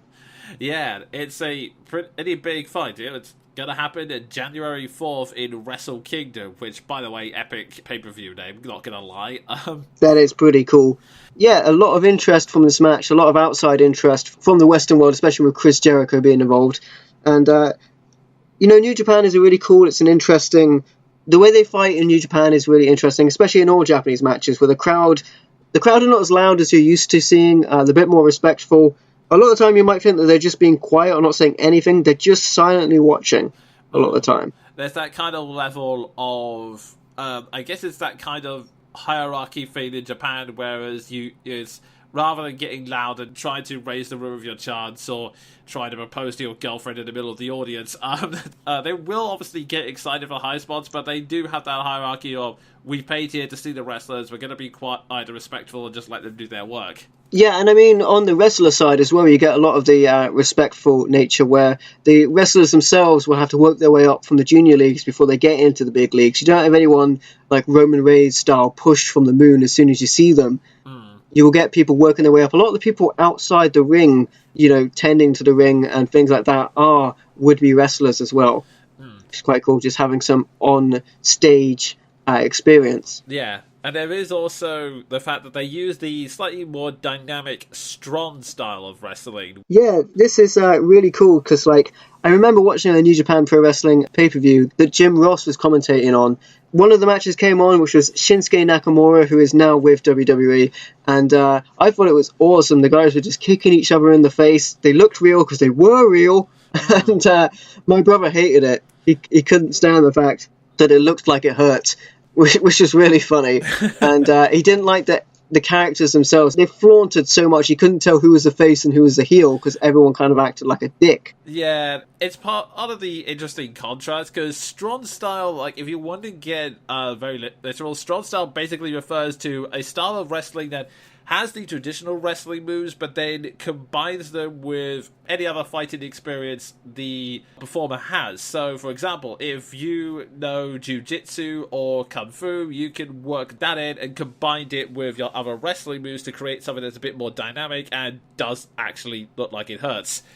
Yeah, traditionally, as we would see it, the strong style contains a lot more strikes and a lot more stiff working. And stiff, to explain that, would be to kick someone for real to get a genuine reaction rather than pretend to kick them, which would be soft in terms of wrestling. Another style which has sort of evolved from strong style is British strong style. And there was a wrestler by the name of Zack Sabre Jr. who I've seen compete recently in New Japan Pro Wrestling, and I think the commentator at the time referred to it as bulldoze style or potentially bulldog style, which would be really cool because that'd be British bulldog. Yeah. But British strong style is fusing wrestling with this kind of catch wrestling technique, and also a ton of joint manipulation where they would take the fingers and twist them apart. That's really cool to see because, it looks genuinely painful. And it's something you can do during the work holds. It just adds a little bit of tension to the match. And it's funny because Pete Dunne has popularised this in WWE with a UK tournament when he's come to WWE. What's funny is it technically should be illegal. You shouldn't be able to do it. Nice. The referee should be stopping you from doing that. You should be disqualified for joint manipulation. You're not supposed to do it in pro wrestling. And then again, you're not supposed to do a closed fist punch. You're not supposed to do it. So yeah, it kind of adds a unique flair to it, and it's also the reason why both Finn Balor and Shinsuke Nakamura, who were on New Japan and did use that style, their finishing moves tend to be charging kicks or knee strikes because that was the kind of background they came from originally, as opposed to a straightforward wrestling background. But the other term, like strong style, has kind of fallen under is the idea that it focuses on the idea, like New Japan itself specifically portrays itself more as I mentioned before that WWE describes itself as a sports drama. That's also true in New Japan, except New Japan is... Well, WWE would be kind of like the more emphasis on the drama part, as in crazy stuff happens for the sake of it. New Japan Pro Wrestling focuses on more on the sports part, as in you will still get guys calling each other out, but it's more considered that it's a sports tournament. So a lot of the promos, like Kenny Omega's response to Chris Jericho's challenge, is done in the form of a press conference or an interview, as opposed to getting in the middle of the ring or ranting about it backstage. That's really interesting. I like that. That's also part of the reason for the presentation. So that might also be the reason why it's sort of a face-heel dynamic, but that's kind of the reason why a lot of wrestlers just end up being big and showy, and that might be also why your brother couldn't tell who was heel or face, because I just think it looked quite foreign to him. I mean, if you want to get a good experience with what strong style looks like from a Western side, Aleister Black had a match with Hideo Itami, and there were a lot of blocks and kicks going on in that match. But really, you want to check out from the Cruiserweight Classic tournament, there was Johnny Gargano versus Tommaso Ciampa. That match was ridiculous with some horrendously painful looking kicks. And that was with Tommaso holding back from hurting his friend Johnny during that match. And it was horrendous. And that's if you want to see that kind of strong striking style from a Western environment. But I have really enjoyed a lot of the New Japan stuff I've checked out. Yeah, definitely want to try and find a good match somewhere. But so I'm getting the feeling that if I want to do that, I may have to buy the bullet and pay for the streaming service on that, because you can get promos online for YouTube if you're curious, but it's mainly Kenny Omega and the Bullet Club stuff, because that's the stuff that's in English. And I will give credit to Kenny Omega this. He's a great wrestler, but he's also a fantastic performer in the ring, including one point where he was mainly speaking in English for the longest time, and for a while it was a joke that Kenny Omega would just go rant at this Japanese wrestler, and then he would respond in broken English, "Sorry, Kenny, I don't understand English." But then, in one amazing switch after one match, Kenny Omega was just suddenly doing his promo like going, that's right, you all have no idea what I'm saying. And then suddenly switched to Japanese and said, "You don't understand me, do you?"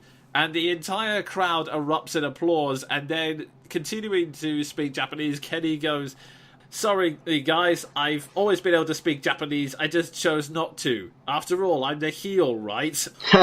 That's fantastic. I really like that. Yeah. Kenny is a very interesting character, and he's got a very particular way of how he handles his appearance with a kind of half cyborg mask and the shotgun. He presents himself really well. And like I say, he's a good character on the promo with the mic skills.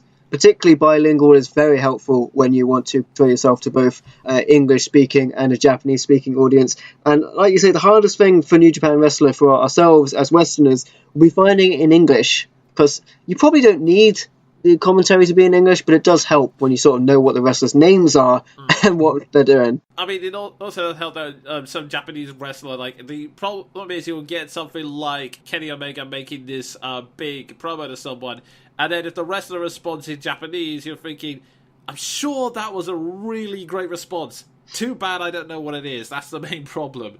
And it's also the main reason why, again, those are the only promos I can find, and the only matches are that kind of standard wrestling highlight things where someone just gets a loud, gravelly rock music and just cuts several spots to it in a massive out-of-mess order. So yeah, that's the reason why I haven't been able to get a good sense of the matches, but what little I've seen look good. So yeah, maybe someday I will tune into it, but for now, I've done the next best thing and had a look at some British strong style, which was Progress Wrestling. Now, this is kind of interesting. Progress Wrestling is a company that's been getting a lot of traction recently. It was started by a stand-up comedian named Jim Smallman, of all people.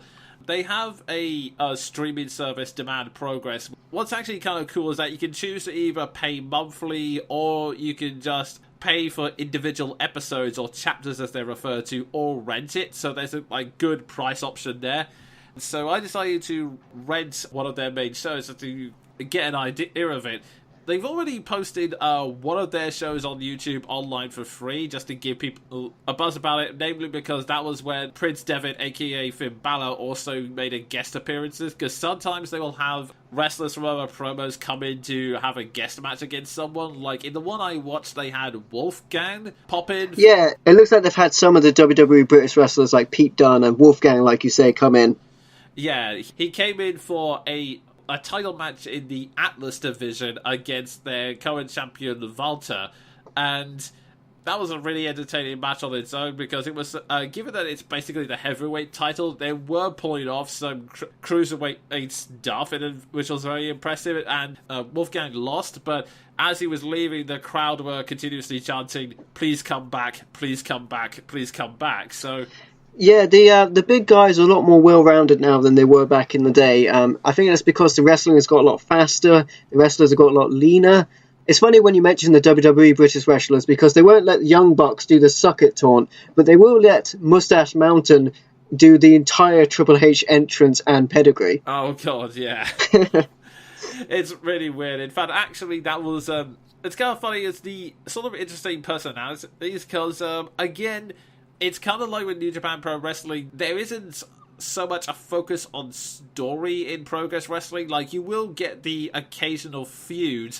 One of the big ones that's been going is between Jimmy Havoc and Jack Haskins, I want to say his name was. It wasn't Jim Haskins, but one of the two.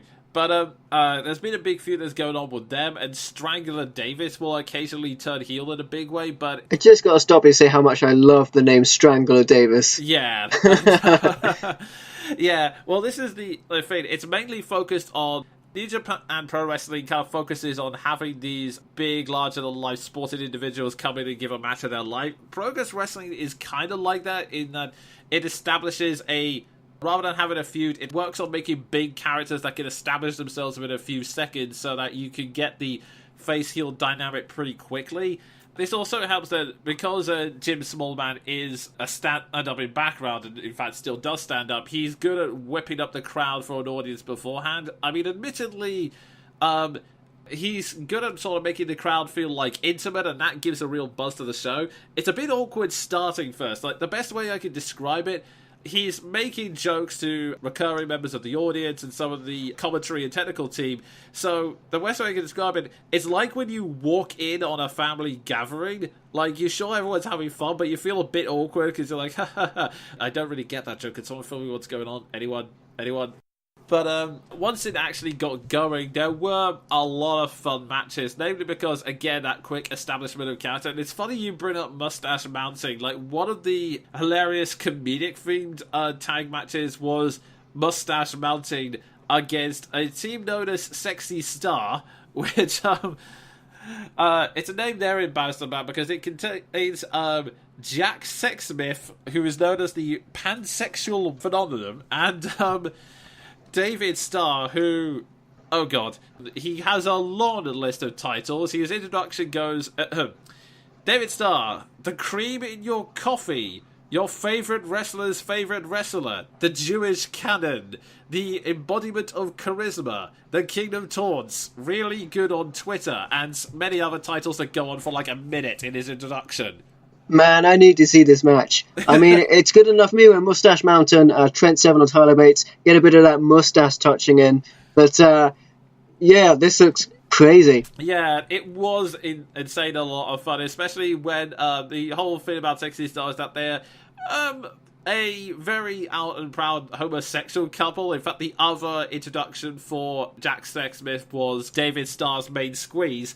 So there was a bit going on where the two sides had taunted each other with Mustache Mountain making kind of cheeky flirts just to kind of wind them up, and Sexy Star in turn like actually leaning in close and twirling their mustaches at one point, which they took a big offense to.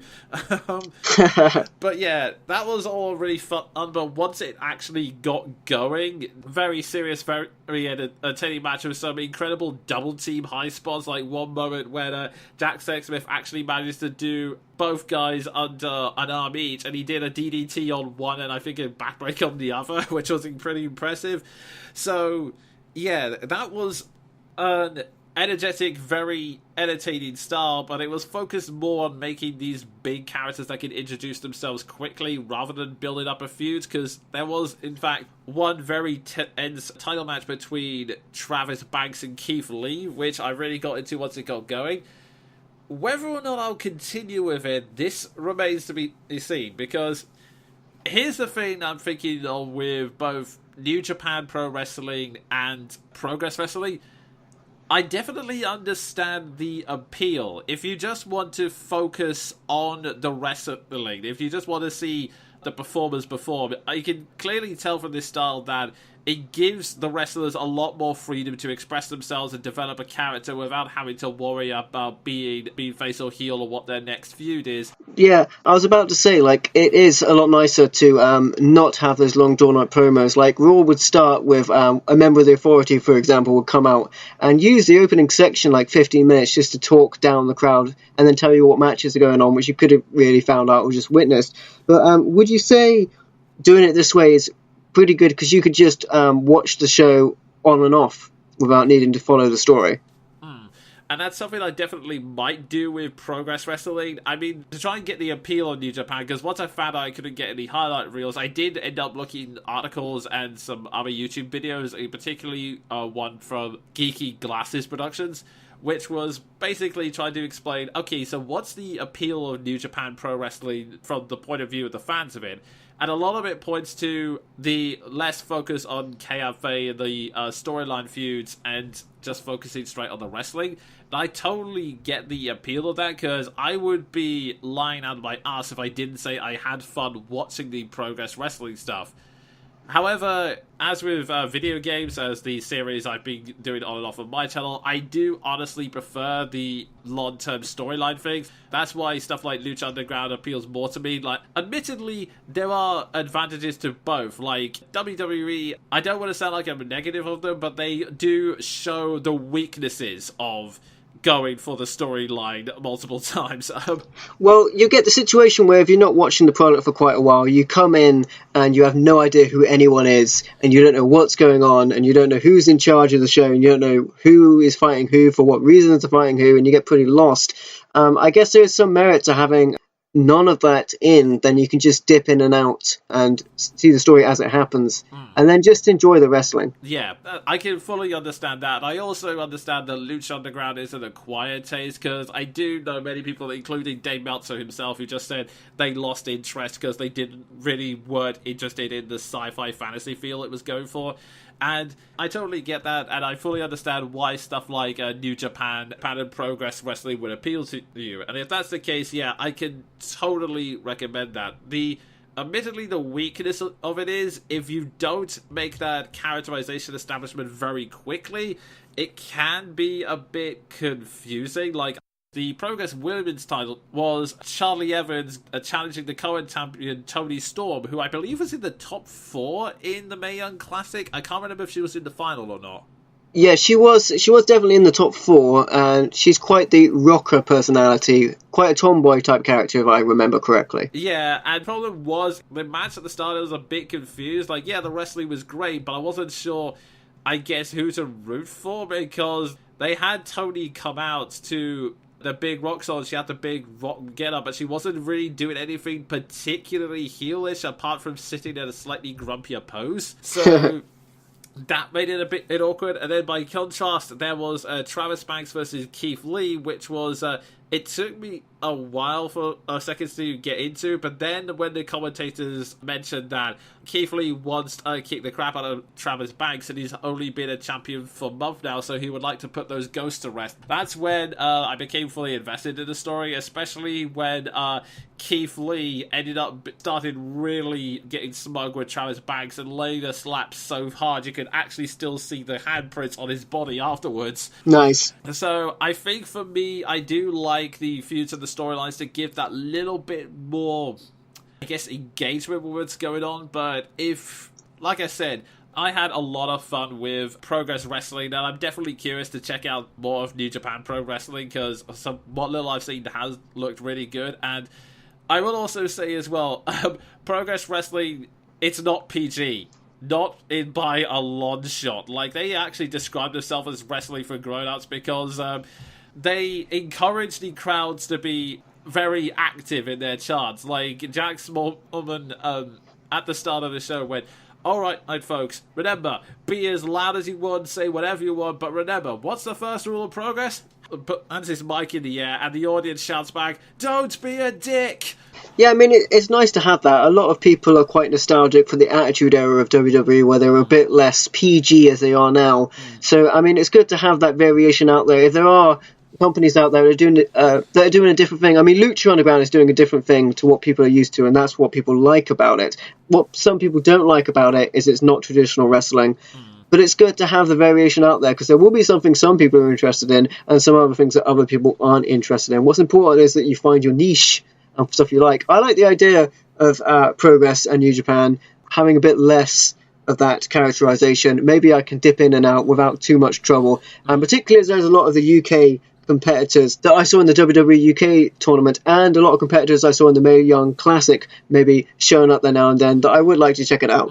I mean, Pete Dunne as well, the current UK champion, I believe, was in fact on that very show, but he was given a goodbye thing saying, yeah, it looks like I'm not going to show up as often.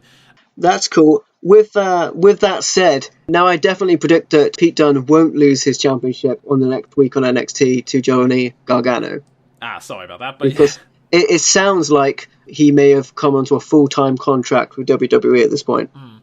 There was also Progress as well in particular. If you feel that New Japan's crowd style is a bit too quiet and a bit too dead for your taste, Progress Wrestling is the exact opposite. Like, if you ever heard a rowdy football crowd, just imagine that, but with wrestling and a lot up close and a bit more personal, because I mentioned before these storylines, like Strangler Davis, I think I mentioned it last episode, you can tell that everyone gets really attached to the regulars and very intimate with them. So Strangler Davis, he became what he is now when there was a tag team, the London Riots, and they had to be broken up because one of their members got injured and couldn't wrestle anymore.